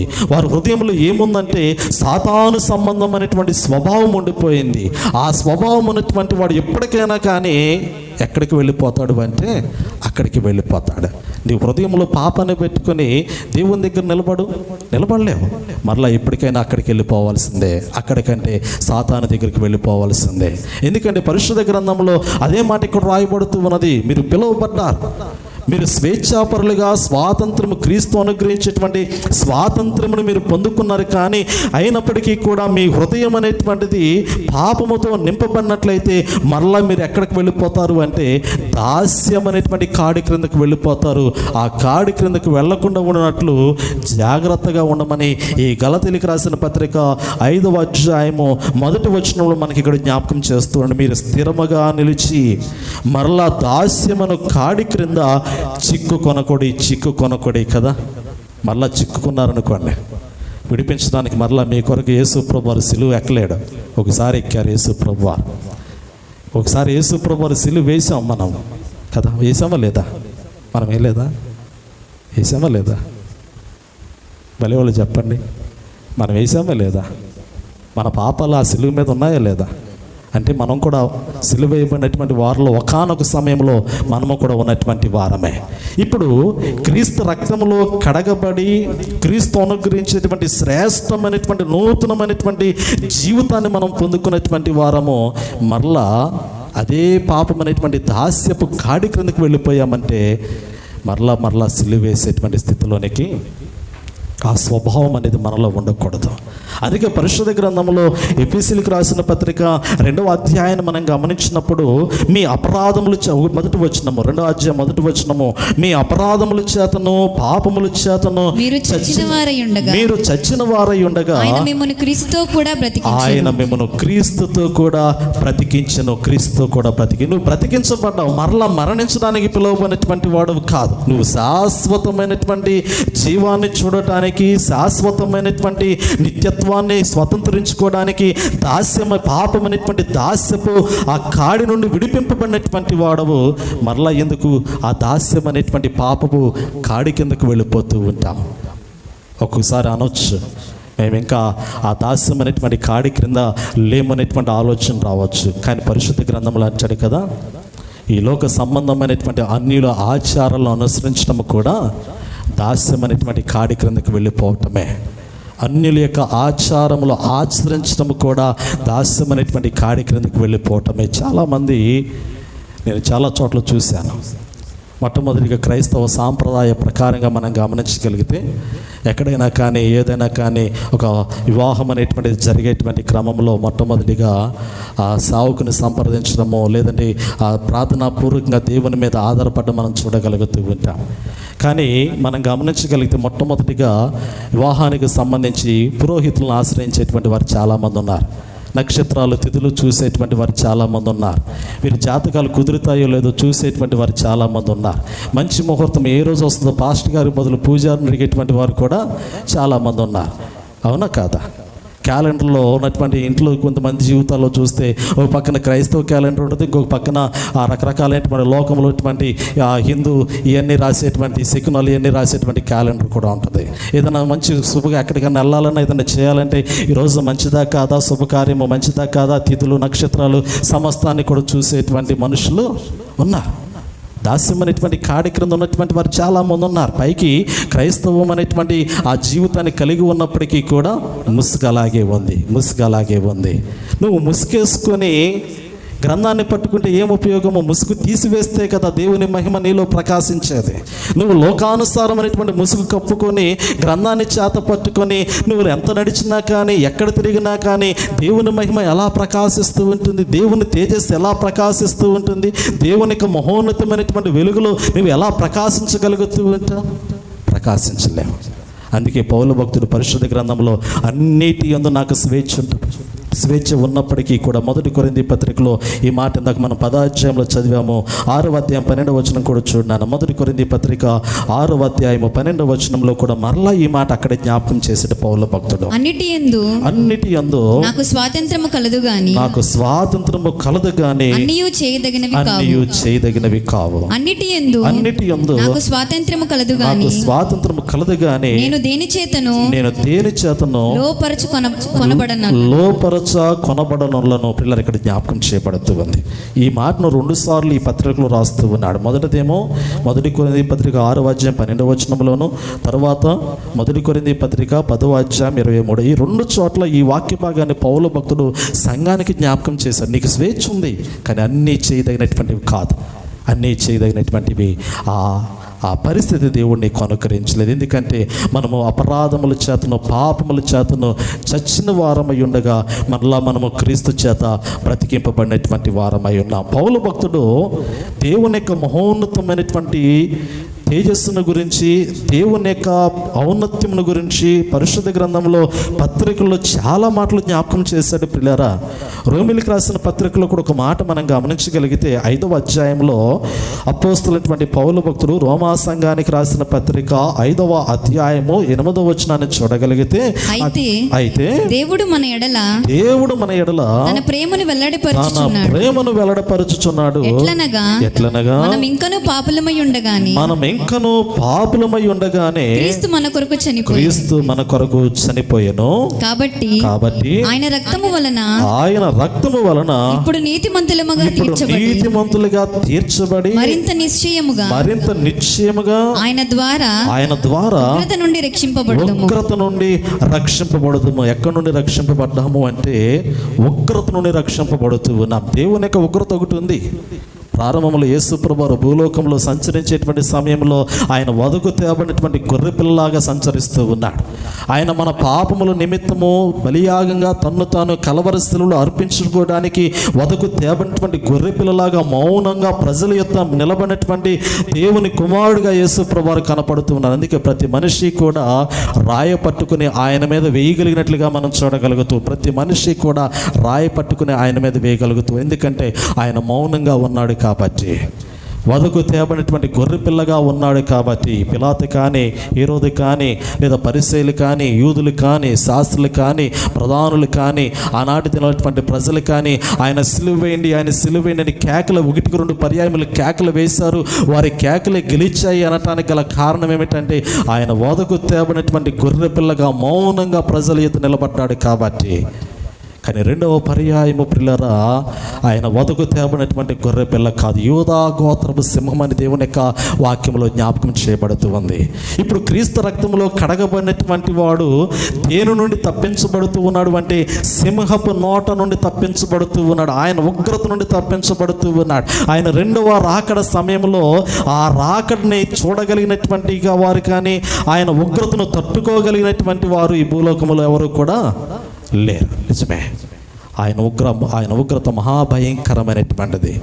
ఆయన ఒక్కసారి ఉరిమాడు అంటే చాలు, ఆయన కోపము అలా చూపించాడంటే చాలు, ఆ ప్రకృతి విలయం అనేటువంటిది కలుగుతూ ఉన్నట్లుగా మనం చూడగలుగుతూ ఉంది. నిజమే పిల్లరా, దేవుని సృష్టి భయపడింది దేవునికి. దేవుని సృష్టి దేవునికి భయపడింది. భూమి భయపడుతూ ఉంది, భూమి వణుకుతూ ఉంది, ఆకాశము భయపడుతూ ఉంది. ఈ సకల విధమైనటువంటి సృష్టి యావత్తు కూడా గడగడ గసగస దేవునికి వణుకుతూ ఉన్నట్లుగా పరిశుద్ధ గ్రంథంలో దేవుడు జ్ఞాపకం చేస్తూ ఉన్నాడు. నిజమే, కానీ నీవు నేను ఎందుకు భయపడలేదు? మనకు స్వేచ్ఛ ఉంది, అవునా కాదా? మనకు స్వేచ్ఛ ఉంది. దేవుడు భూమి కలుగునుగాక అన్నప్పుడు భూమి కలిగింది. భూమి ఎంత, దాని పరిమితి ఎంత అనేది దేవుడు పెట్టాడు కాబట్టి పరిమితిలో ఉంది. దేవుడు సముద్రమును సృష్టించిన తర్వాత అలలు ఎంతవరకు ఉప్పొంగాలో ఆ సముద్రమునకు తరంగములను ఏర్పరిచిన వాడు దేవుడు కాబట్టి దేవుడు ఏర్పరిచినటువంటి తరంగములను దాటి సముద్ర ప్రవాహం ముందుకు రాదు. ఎందుకంటే సూర్యుడు ఉదయించినప్పుడు ఎప్పుడు అస్తమించాలో దేవుడు దానికి పరిమితిని పెట్టాడు కాబట్టి దాని కాలము కొలది, దాని సమయము కొలది అది అస్తమించాలి. చంద్రుడు ఏ సమయంలో రావాలో దేవుడు దానికి కేటాయించాడు కాబట్టి ఆ సమయంలో చంద్రుడు వస్తూ ఉన్నట్లుగా నక్షత్రాలు వాటి కక్షల్లో అవి తిరుగుతూ ఉన్నట్లుగా పరిశుద్ధ గ్రంథంలో దేవుడు జ్ఞాపకం చేస్తాడు. ఎందుకంటే అవి దేవుని స్వరానికి లోబడ్డాయి కాబట్టి. మనం ఎందుకు ఆయన స్వరానికి లోబడలేదు? గడిచిన దినాల్లో జ్ఞాపకం చేశాను. సృష్టి అంతట్లో కూడా మన సృష్టి మనల్ని దేవుడు తయారు చేసింది చేతులతో చేశాడు, నోటి మాటతో చేయలే. ఆయన నోటి మాట ద్వారా పలికిన ప్రతిదీ కూడా ఆయన స్వరానికి లోబడ్డాయి. మీకు అర్థమైంది అనుకుంటూ ఉన్నాను. అర్థమైందో లేదా? ఆయన నోటి మాట ద్వారా సృష్టించబడినటువంటి ప్రతిదీ కూడా ఆయన స్వరానికి లోబడింది. ఎందుకంటే కలుగునగాక అని దేవుడు ఏ స్వరముతో అయితే పలుకుతూ ఉన్నాడు, భూమి కలుగునగాక, ఆకాశము కలుగునగాక, సముద్రము కలుగునగాక, జీవరాశులు కలుగునగాక, సమస్తము కలుగునగాక అని దేవుని నోట నుండి వచ్చినటువంటి స్వరానికి ఏదైతే కలుగుతూ ఉందో అది ఆ స్వరానికి లోబడింది. అది ఆ స్వరానికి లోపడింది. మనం ఎందుకు లోపడలేదో తెలుసా? చేతులతో చేయబడ్డాము, నోటితో రాలా. అందుకే దేవుని నోటికి మనం లోపట్టలేదు, దేవుని స్వరానికి లోపట్టలేదు. కానీ స్వరూపము దేవుందే, కానీ దేవుని స్వరానికి మనం లోపడలేదు. అందుకే పరిశుద్ధ గ్రంథంలో దేవుని యొక్క వాక్యంలో దేవుడు మనకు స్వేచ్ఛ ఇచ్చాడు, దేవుడు మనకు స్వేచ్ఛ ఇచ్చాడు. మరి ప్రకృతికి స్వేచ్ఛ ఉందంటే దేవుడు నియమించినటువంటి నిబంధన ప్రకారంగా వాటి జీవితాన్ని కొనసాగిస్తూ ఉన్నాయి. మనకు ఒక హద్దు లేదు, మనకు ఒక పరిమితి లేదు.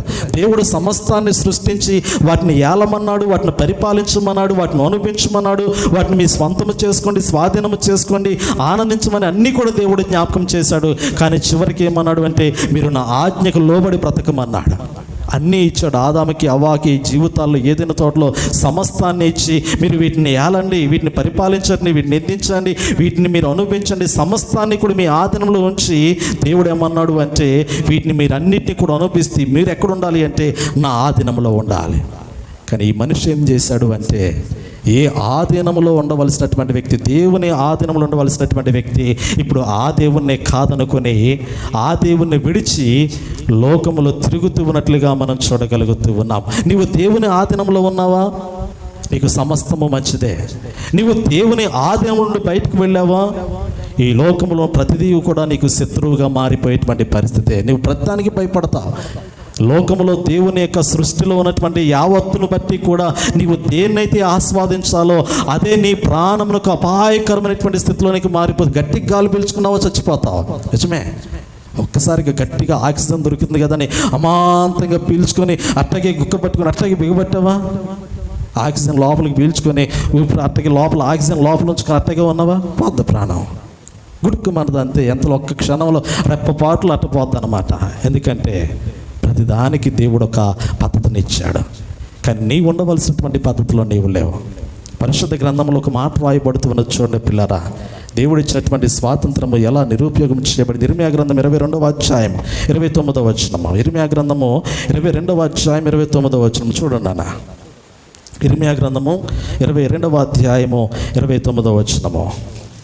దేశమా దేశమా దేశమా దేశమా దేశమా దేశమా యెహోవా మాట వినుము, యెహోవా మాట వినుము. చాలా మా పిల్లలు చూడండి ఎంత చక్కటి మాట. దేశమా దేశమా దేశమా యెహోవా మాట వినుము.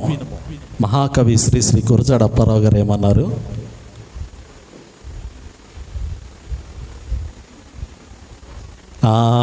కదా, ఎంత చక్కటి మాట. మహాకవి శ్రీ శ్రీ గురజాడ అప్పారావు గారు మహాకవి దేశం అంటే మట్టి కాదోయ్, దేశం అంటే మనుషులోయ్ అన్నాడు.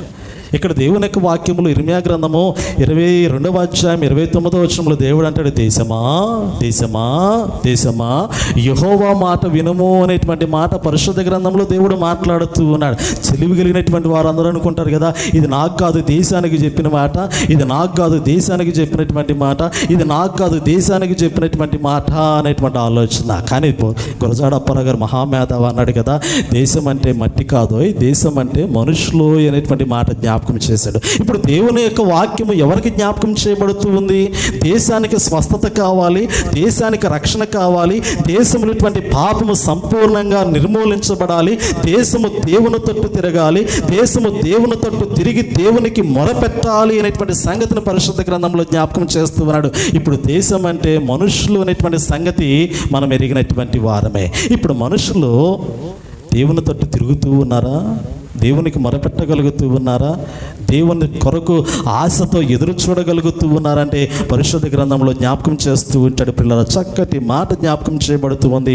రోమీయులకు రాసిన పత్రిక 8వ అధ్యాయంలో రాయబడుతున్నటువంటి మాట, 19వ వచనము రాయబడుతున్నటువంటి మాట, దేవుని కుమారుల యొక్క ప్రత్యక్షత కొరకు సృష్టి మిగుల ఆపేక్షించుచున్నది అనేటువంటి మాట జ్ఞాపకం చేస్తున్నాడు. చూడండి 19 రోమా పత్రిక 8వ అధ్యాయం 19. కుమారుల ప్రత్యక్షత కొరకు, దేవుని కుమారుల ప్రత్యక్షత కొరకు సృష్టి మిగుల ఆశతో తేరి చూచుచు కనిపెట్టుచున్నది. నిజంగా చూడండి ఎంత చక్కటి మాట. దేవుడు సృష్టించినటువంటి సృష్టి యావత్తు కూడా ఎవరి కొరకు ఎదురు చూస్తూ ఉంది? ఈ భూమి కానీ, ఆకాశము కానీ, సముద్రము కానీ, సకల విధమైన జీవరాశులు కానీ దేవుని స్వరము ద్వారా కలుగునగాక కలుగునగాక కలుగునగాక అని ఈ దేవుడు పలికినటువంటి మాటను బట్టి కలిగిన ప్రతిదీ కూడా దేని కొరకు ఎదురు చూస్తుందంటే, ఈ లోకంలో ఉన్నటువంటి మనుషులు దేవుని మాట వింటారేమో అని సృష్టి కూడా ఎదురు చూస్తుందంట. దేవుడు మాత్రమే కాదు ప్రియులారా, సృష్టి యావత్తు కూడా, దేవుని చేత సృష్టించబడినటువంటి సృష్టి యావత్తు కూడా, ఈ లోకములో నడుస్తున్నటువంటి ప్రతి మానవుడు దేవుడికి లోబడతాడా అని సృష్టి ఎదురు చూస్తూ ఉంది దేవుని కుమారుల ప్రత్యక్షత కొరకు. ఏరి కుమారులు, ఏరి దేవుని కుమారులు, ఏరి దేవుని కుమార్తెలు, ఏది ప్రత్యక్షత? ఎక్కడ వెలుగు, ఎక్కడ తేజస్సు, ఎక్కడ మహిమ? పరిశుద్ధ గ్రంథంలో ఉన్నటువంటి వాక్యాన్ని మనం గమనించగలిగితే పిల్లరా, దేవుని కుమారుల యొక్క ప్రత్యక్షత కొరకు ఎదురు చూస్తూ ఉంది. ఈ ప్రత్యక్షత కలిగినటువంటి కుమారులే పరిశుద్ధ గ్రంథంలో పౌలు భక్తుడు సెలవిచ్చినటువంటి కుమారులు. నాకు అన్నిటి యందు స్వేచ్ఛ ఉంది, ఏదైనా చేయగలిగినటువంటి స్వేచ్ఛ స్వాతంత్రం నాకుంది.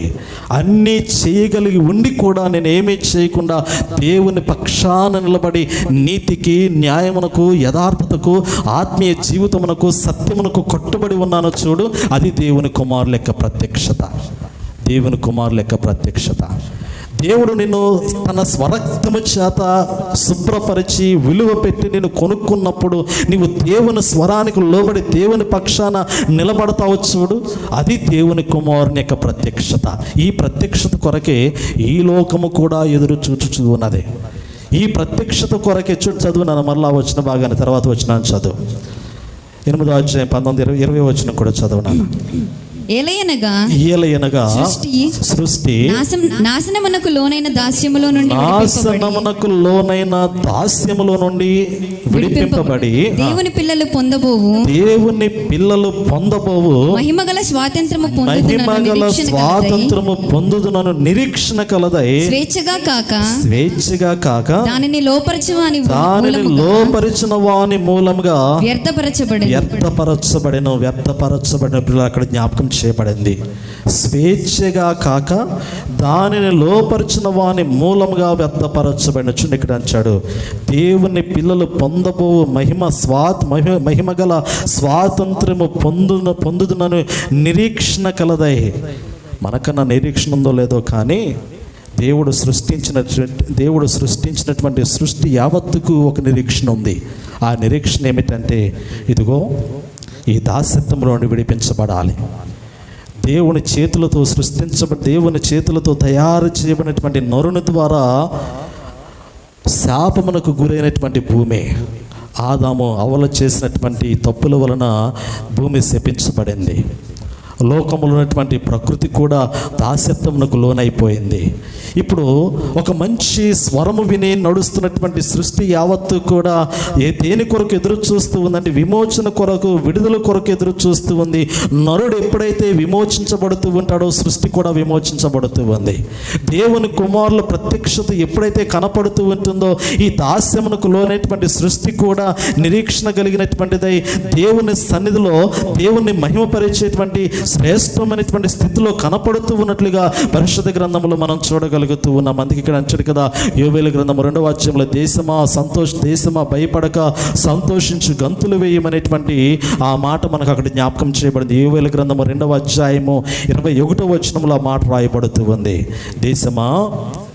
యోవేలు గ్రంథం 2వ అధ్యాయం 21వ వచనము, దేశమా భయపడక సంతోషించి గంతులు వేయము. యెహోవా గొప్ప కార్యములు చేసిన యెహోవా గొప్ప కార్యములు చేసిన. నిజమే ప్రియులారా, దేవుడు గొప్ప కార్యాలు చేసేటువంటి వాడు. అందుకంటే ప్రభు యొక్క ఆత్మ ఎక్కడ ఉంటుందో అక్కడ స్వాతంత్రం ఉంటుంది. ప్రభు యొక్క ఆత్మ ఎక్కడ ఉంటుందో అక్కడ స్వాతంత్రం ఉంటుంది.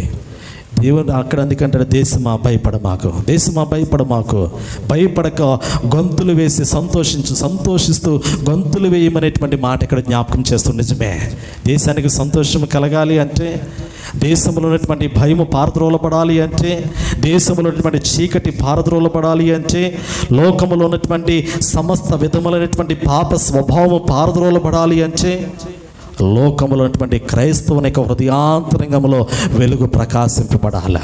ప్రార్థన చేయాలి. ఆ బాధ్యత మనదే.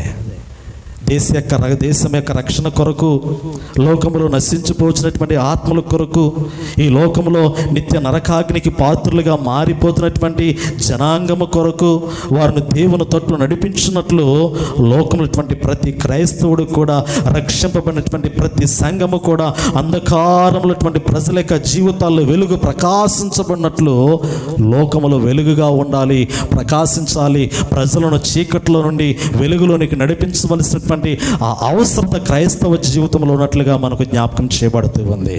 దేశానికి స్వాతంత్రం వచ్చి 75 సంవత్సరాలు అయింది. ఇంకా అణగద్రొక్కబడినటువంటి పరిస్థితులు అలాగే ఉన్నాయి. ఇంకా కుల వివక్షత అలాగే ఉంది. ఇంకా పేదరికం అలాగే ఉంది. ఈ లోకంలో సమస్యలు మానవుని యొక్క జీవితంలో ఒకప్పుడు ఎలా ఉన్నాయో అలాగే కనపడుతూ ఉన్నాయి. కాకపోతే అంతే, ముందుగా సెలవిచ్చాను కదా, పరిపాలించేటువంటి వ్యక్తుల యొక్క ముఖంలో రంగులు మారాయి, అంత మాత్రమే. రంగులు మారాయి. రంగులు మారినంత మాత్రాన పరిస్థితులు మారాయంటే పరిస్థితులు మారలేదు.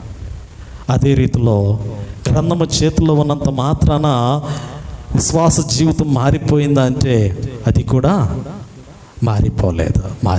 నీకు అన్నిటి యందు స్వేచ్ఛ ఉన్నా కానీ లోకములో అన్యుల ఆచారంలో అనుసరించగలిగినటువంటి అన్ని వనరులు నీకున్నప్పటికీ కూడా వాటిని అనుసరించుకున్న పరిశుద్ధంగా ఉంటావు చూడు, పవిత్రంగా ఉంటావు చూడు, దేవుని పక్షాన్ని నిలబడి దేవుని స్తుతించేటువంటి బిడ్డగా ఉంటావు చూడు, అదే నిజమైనటువంటి ప్రత్యక్షత. అదే దేవుని యొక్క మహిమాన్వితమైనటువంటి ప్రత్యక్షత. ఆ ప్రత్యక్షత నేటి దినాల్లో సంఘములో ఉండాలి. సంఘములో ఉన్నటువంటి ప్రత్యక్షత సమాజంలో కొమ్మరింపబడినట్లు ప్రార్థించవలసినటువంటి అవసరత ఉన్నట్లుగా నేను మీకు జ్ఞాపకం చేస్తూ ఉన్నాను. చివరికి ఒక్కొక్క మాట చదువుకొని మనం ముగించుకుందాం. రెండు వచనాలు ఉన్నాయి. ఆ 2 వచనాలు మీ ఎదుట ఉంచుతూ ఉన్నాను. మొదటిది యోహాను సువార్త 8వ అధ్యాయం 36వ వచనము, రెండవది గలతీయులకు రాసిన పత్రిక 5వ అధ్యాయం 13వ వచనము. మొదటిగా 8వ అధ్యాయం 36వ వచనం చూడానా. కుమారుడు మిమ్మును స్వతంత్రులుగా చేసిన ఎడల మీరు నిజముగా స్వతంత్రులయ్యుందురు. ఈరోజు మనము నిజమైనటువంటి స్వాతంత్రమును పొందుకున్నటువంటి వారమేనా? దాస్యం అనేటువంటి కాడి క్రింద నుండి మనకు స్వాతంత్రం లభించిందా? కుమారుడు మిమ్మల్ని స్వతంత్రులుగా చేసిన ఎడల మీరు నిజముగా స్వతంత్రులయ్యుందురు. మీరు నిజముగా స్వతంత్రులు. అందుకే పదజాలని మనం గమనిస్తే అక్కడ ఉన్నటువంటి టర్మజాలని మనం గమనించగలిగితే ఇక్కడ అంటాడు, పిల్లలు వాడినటువంటి పదజాలం వచ్చి అంటాడు, మీరు నిజముగా అంటే అబద్ధం అనేది ఒకటి ఉంది కదా. నిజమునకు వ్యతిరేకమైనటువంటి పదము అబద్ధము. నిజమునకు వ్యతిరేకమైనటువంటి పదము అబద్ధము. మీరు నిజముగా స్వతంత్రులై ఉన్నట్లయితే, నిజంగా దేవుని కుమారుడైనటువంటి యేసు క్రీస్తు మిమ్మల్ని స్వతంత్రులుగా చేసినట్లయితే మీరు ఎక్కడికి వెళ్ళరో తెలుసా? దాస్యం అనేటువంటి కాడి క్రిందకి మీరు వెళ్ళిపోరు. దాస్యం అంటే పాపము. పాపం అనేటువంటి కాడి క్రిందకు మీరు వెళ్ళిపోరు. పాపం అనేటువంటి కాడి అంటే లోకాచారాలు. లోక ఆచారాల్లోనికి మీరు వెళ్ళిపోరు. లోక ఆచారాలు అంటే అనేకమై ఉన్నాయి. అది అన్యుల ఆచారాలు కావచ్చు, దేవుని వాక్యములకు విరుద్ధమైనటువంటి ఆచారాలు కావచ్చు. దేవునికి విరుద్ధమైనటువంటి ఆచారాలు, అన్యుల ఆచారాలు, లేదా అన్యుల పండుగలు పడినటువంటి ఆచారాలు, ఇవన్నీ కూడా పాపం అనేటువంటి కాడి క్రిందకు వచ్చేస్తాయి. ఇప్పుడు దేవుని కుమారుడి చేత మీరు నిజంగా స్వతంత్రులై ఉంటే, నిజమైనటువంటి స్వాతంత్రము మీకు వచ్చినట్లయితే మీరు ఆ కాడి కింద ఉండరు. పాపం అనేటువంటి కాడి కింద ఉండరు. ఆ పాపం అనేటువంటి కాడి కింద ఉన్నారు అంటే మీకు ఇంకా క్రీస్తు అనుగ్రహించినటువంటి ప్రశస్తమైనటువంటి శిలువ రక్తము చేత కడగబడినటువంటి స్వాతంత్రము మీకు ఇంకా రాలేదని అర్థము. ఇంకా మీరు దాన్ని పొందుకోలేదని అర్థము. ఇంకా ఆ మహిమ ఆ జీవితంలోనికి ప్రకాశించలేదని అర్థం. అందుకే యోహాను సువార్తలో చాలా చక్కగా ఈ మాట మనకి తెలియపరుస్తున్నట్లుగా మనం చూడగలుగుతూ ఉన్నాం. నిజమే ప్రియులారా. ఇప్పుడు గలతీయులకు రాసిన పత్రికలో వాక్య భాగాన్ని చదువుకొని మనం ప్రార్థన చేసుకుందాం. 5వ అధ్యాయం చూడాను. గలతీయులకు రాసిన పత్రిక 5వ అధ్యాయము 13వ వచనము. సహోదరులారా మీరు స్వతంత్రులుగా ఉండుటకు పిలువబడతారు. అయితే ఒక మాట ఆ స్వాతంత్రమును శారీరక క్రియలకు హేతువు చేసుకొనక ప్రేమ కలిగిన వారై ఒకనికొకడు దాసులై ఉండి. మనకు నచ్చిన పదమే ఇది, లోకంలో ఉన్నటువంటి పదము నచ్చిన పదమే ఇది, ఒకనికొకడు దాసులై ఉండటమే కదా. ఈ లోకంలో ఒకరికి ఒకడు లోబడి జీవించడం అనేటువంటిదే, తగ్గింపు స్వభావం అనేటువంటిదే లేనటువంటిది. ఈ లోకాన్ని మనం గమనించగలిగితే, లోకంలో పరిస్థితులు మనం గమనించగలిగితే, అందుకే ఇక్కడ అంటాడు కదా ఈ మాటలో, ఈ వాక్య భాగంలో అంటాడు, సహోదరులారా మీరు స్వతంత్రులుగా ఉండుటకు పిలువబడితే. మీకు స్వతంత్రాన్ని దేవుడిచ్చాడు, స్వేచ్ఛ ఇచ్చాడు. అందుకే దేవుడు మిమ్మల్ని పిలిచాడు. ప్రయాసపడి భారం వచ్చిన సమస్త జనులరా నా ఎత్తకరని దేవుడు ఆహ్వానించాడు. సమాజంలో బయటకు పిలిచి దేవుడు స్వేచ్ఛ స్వాతంత్రాన్ని అనుగ్రహించేవాడు. అయితే ఒక మాటను దేవుడు జ్ఞాపకం చేస్తూ ఉన్నాడు. ఏ స్వేచ్ఛ అయితే దేవుడు ఇచ్చాడో, ఏ స్వాతంత్రం అయితే దేవుడు అనుగ్రహించి ఉన్నాడు, దాన్ని అనుగ్రహించిన తర్వాత ఒక కండిషన్ ఇస్తూ ఉన్నాడు. అయితే ఒక మాట మీకు ఇచ్చినటువంటి స్వాతంత్రము మీరు సరైనటువంటి రీతిలో సద్వినియోగపరచుకోవాలి అంటే, అది మీకు ఉపయోగకరంగా ఉండాలంటే ఒక మాట, అదేమిటంటే శారీరక క్రియలను హేతువు చేసుకొనవద్దు. శారీరక క్రియలను హేతువు చేసుకొనక అంటాడు. దేవుడు నీకు స్వేచ్ఛ ఇచ్చి స్వాతంత్రం ఇచ్చి ఒక కండిషన్ పెడుతూ ఉన్నాడు. అదేమిటంటే శరీరానుసారమైనటువంటి జీవితాన్ని నీవు జీవించకూడదు. ఒకవేళ శరీరానుసారమైన జీవితము నీవు జీవించావా, నేను ఇచ్చినటువంటి స్వాతంత్రం అది నిరుపయోగము, నేను ఇచ్చినటువంటి స్వేచ్ఛ అది నిరుపయోగం కదా. ఎంత పోరాడి స్వాతంత్రం సంపాదించుకున్నా కానీ దానివల్ల ఏం ఉపయోగము? క్రీస్తు రక్తంలో కడగబడ్డానని, నేను స్వేచ్ఛను, నేను దేవుని రాజ్యానికి వారసునని ఆ మాట ఉచ్చరించడం వలన ఏమి ప్రయోజనము? ఎందుకంటే శారీరక క్రియలను హేతువు చేసుకొనకూడదని దేవుడు సెలవిచ్చాడు కదా. ఇప్పుడు ఈ శరీర సంబంధమైనటువంటి జీవితాన్ని ఆధారం చేసుకుని బ్రతికినట్లయితే దేవుడు అనుగ్రహించినటువంటి స్వేచ్ఛ స్వాతంత్రము నీలో పనిచేస్తూ ఉందా? ఆ స్వేచ్ఛ స్వాతంత్రము నేను దేవుని రాజ్యంలోనికి నడిపిస్తూ ఉందా అంటే అది నేను నడిపించట్లేదు అనేటువంటి సత్యాన్ని ఇక్కడ జ్ఞాపకం చేస్తున్నాను. నిజమే ప్రియులారా, దేవుడు మనల్ని ఎలా ప్రేమించాడు, మనము కూడా ఈ లోకంలో అలాగే మనం పొరుగు వారిని ప్రేమించబద్దులమై ఉన్నామని దేవుని యొక్క వాక్యములు దేవుడు జ్ఞాపకం చేస్తూ ఉన్నాడు. ప్రేమ లేనటువంటి వాడు నిష్ప్రయోజనమైనటువంటి వాడే. 1 కొరింథీ పత్రిక 13వ అధ్యాయం అంతా కూడా మొదటి 13 వచనాలు అన్నింటిలో కూడా ఈ మాటలు జ్ఞాపకం చేసి పడుతూ, నేను ప్రేమ లేని వాడినైతే వ్యర్థుడనే అనేటువంటి మాట, వ్యర్థుడనే చాలా చక్కటి కఠినమైనటువంటి పదజాలము. నేను ప్రేమ లేని వాడినైతే వ్యర్థుడనే. నిజమే, ఏమున్నా ఏమి లేకపోయినా, అన్నీ ఉన్నా, ఈ లోకంలో ఎన్ని వరాలున్నా, ఎన్ని తలంతులున్నా, ఎంత గొప్ప జ్ఞానం ఉన్నా, ఎంత పరాక్రమం ఉన్నా, ఎంత ఆస్తి ఉన్నా, ఏమున్నా కానీ నిజమైనటువంటి దేవుని ప్రేమ హృదయాంతరంగంలో లేకపోయినప్పుడు ఆ జీవితము శూన్యము. ఆ జీవితం వల్ల ప్రయోజనం లేనలేదు. ఎందుకంటే స్వేచ్ఛ ఉంది, స్వాతంత్రం ఉంది, కానీ దానిలో ఒక కండిషన్ ఉంది. అదేమిటంటే శరీర సంబంధమైనటువంటి జీవితం నుండి బయటికి రా. తర్వాత మీరు గలతీయులకు రాసిన పత్రికలో ఇంటికి వెళ్ళిన తర్వాత చదవండి. శరీర సంబంధమైనటువంటి క్రియలు, ఆత్మ సంబంధమైనటువంటి క్రియలని రెండుగా విభాగించబడుతూ ఉంటాయి. 5వ అధ్యాయంలో శరీరాన్ని ఆధారం చేసుకుని బ్రతికినటువంటి వాడు, పాపాన్ని అనుభవిస్తున్నటువంటి వాడు, ఆత్మను ఆధారం చేసుకుని బ్రతుకుతున్నటువంటి వాడు, ప్రభువు కొరకు బ్రతుకుతున్నటువంటి వాడు. ఈ సమయంలో మనము దేన్ని ఆధారం చేసుకుని బ్రతుకుతూ ఉన్నామనేది కూడా ఒక ప్రాముఖ్యమైనటువంటి ప్రశ్నే. కానీ దేవుడు పిలిచినటువంటి పిలుపు శరీరాన్ని ఆధారం చేసుకుని బ్రతకడానికి కాదు, ఆత్మను ఆధారం చేసుకుని బ్రతకడానికి. దేవుడు పిలిచినటువంటి పిలుపు శరీర సంబంధమైనటువంటి క్రియలను లోకములు కలిగి జీవించడానికి కాదు, ఆత్మ సంబంధమైనటువంటి క్రియలను ప్రభుతో కొనసాగించడానికి దేవుడు ప్రత్యేకంగా లోకంలోని మనల్ని ఏర్పరచుకున్నట్లుగా దేవుడు జ్ఞాపకం చేస్తున్న. నిజమే పిల్లారా, పాత నిబంధన కాలంలో దేవుడు ఇశ్రాయేలుకి స్వేచ్ఛ ఇచ్చాడు, స్వాతంత్రం ఇచ్చాడు. కానీ వారు వాటిని నిరుపయోగపరుచుకొని మరలా పాపం అనేటువంటి దాస్యమైనటువంటి కాడి క్రిందకు వారు వెళ్ళిపోయారు. కృత నిబంధన కాలంలో దేవుడు మరలా మాట్లాడుతూ ఉన్నాడు. దేవుడు మీకు రక్షణ ఇచ్చాడు, స్వేచ్ఛ ఇచ్చాడు, స్వాతంత్రం ఇచ్చాడు. మరలా మీరు పాపం అనేటువంటి దాస్యపు కాడి క్రిందకి వెళ్ళవద్దని దేవుడు ఆజ్ఞాపిస్తూ ఉన్నాడు. ఒకవేళ ఈ రెండింటిని ఆధారం చేసుకొని శరీర సంబంధ క్రియలను, అదే సమయంలో ఈ లోక సంబంధమైనటువంటి ఆచారాలను, ఈ లోక సంబంధమైనటువంటి జీవితాన్ని ఆధారం చేసుకొని మరలా దాస్యమైనటువంటి కాడి క్రిందకు ఒకవేళ వెళ్ళిపోతూ ఉన్నామేమో, అలా వెళ్ళవద్దని పరిశుద్ధాత్మ దేవుడు హెచ్చరిక జ్ఞాపకం చేస్తూ ఉన్నాడు. కాబట్టి ప్రియులారా, ఈ శ్రేష్టమైనటువంటి పరిశుద్ధ దినమందు దేవుని కుమారులుగా, దేవుని కుమార్తెలుగా, పరలోక రాజ్యపు వారసులుగా దేవుడిచ్చినటువంటి రక్షణకు అనుకూలమైనటువంటి జీవిత విధానాన్ని మనము జీవించుచున్నామా లేదా పరిశీలన చేసుకొని ప్రభు కొరకు బ్రతికినట్లు పరిశుద్ధాత్మ సహాయమును కోరుదాం. ప్రార్థన చేసుకుందాం.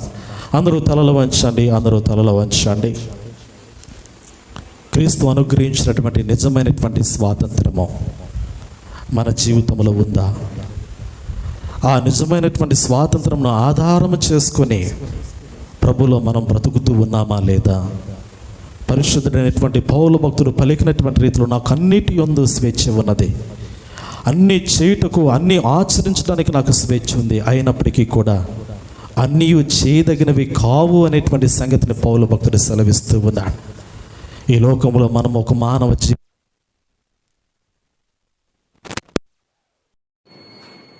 ఈ లోకంలో దేవుని బిడ్డలుగా ఏ విధమైనటువంటి స్థితిలో మనం ఒకసారి బ్రతుకుతూ ఉన్నామనేది పరిశీలన చేసుకుందాం. ప్రార్థన చేసుకుందాం. మహాపరిశుద్ధుడైన తండ్రి, ప్రేమ కలిగిన మా దేవ, ఈ ఘనమైన పరిశుద్ధమైన నామమునకు స్తుతులు చెల్లిస్తున్నాం. ఇదిగో నేను ఈ పరిశుద్ధ దినమందు ఈ ప్రియమైనటువంటి వారితో మీరు మాట్లాడి ఉన్నారు. ఈ లోకంలో ఉన్నటువంటి పాప స్వభావం నుండి, దాస్యపు కాడి నుండి నాయన మీరు విడిపించారు. శ్రేష్టమైనటువంటి రక్షణలోకి మీరు నడిపించుకున్నారు. రక్షింపబడినటువంటి ప్రతి క్రైస్తవుడు, ప్రతి విశ్వాసి కూడా పరలోక రాజ్యంలో స్వతంత్రించుకోవడానికి ఈ లోకంలో లోక ఆస్తులను విడిచి ఇదిగో నేను ఆత్మ సంబంధమైనటువంటి జీవితాన్ని జీవించాలని సెలవిస్తూ ఉన్నారు.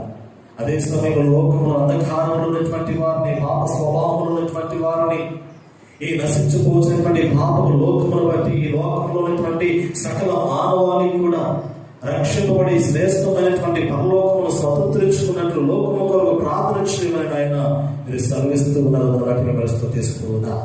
ప్రభు వాక్యమైనటువంటి బిడ్డలు మీరు జ్ఞాపకం చేసుకోండి. నీ బిడ్డలైన వారి యొక్క ఆత్మీయ జీవితమును సంరక్షించుకుంటూ లోకము కొరకు, లోక ఆశలలో గుట్టు పెట్టుకోవడుతున్నటువంటి వారిని రక్షించడం కొరకు ప్రార్థించేటువంటి మంచి ప్రార్థనా పనులుగా ఉండటకు నీ కృపను మెండుగా సంఘములకు దయచేసి మీరు నీ నామానికి పైన తెచ్చుకున్నారు. యేసు క్రీస్తు నామములో అడిగి వేడుకొనుచున్నాము తండ్రి. ఆమేన్.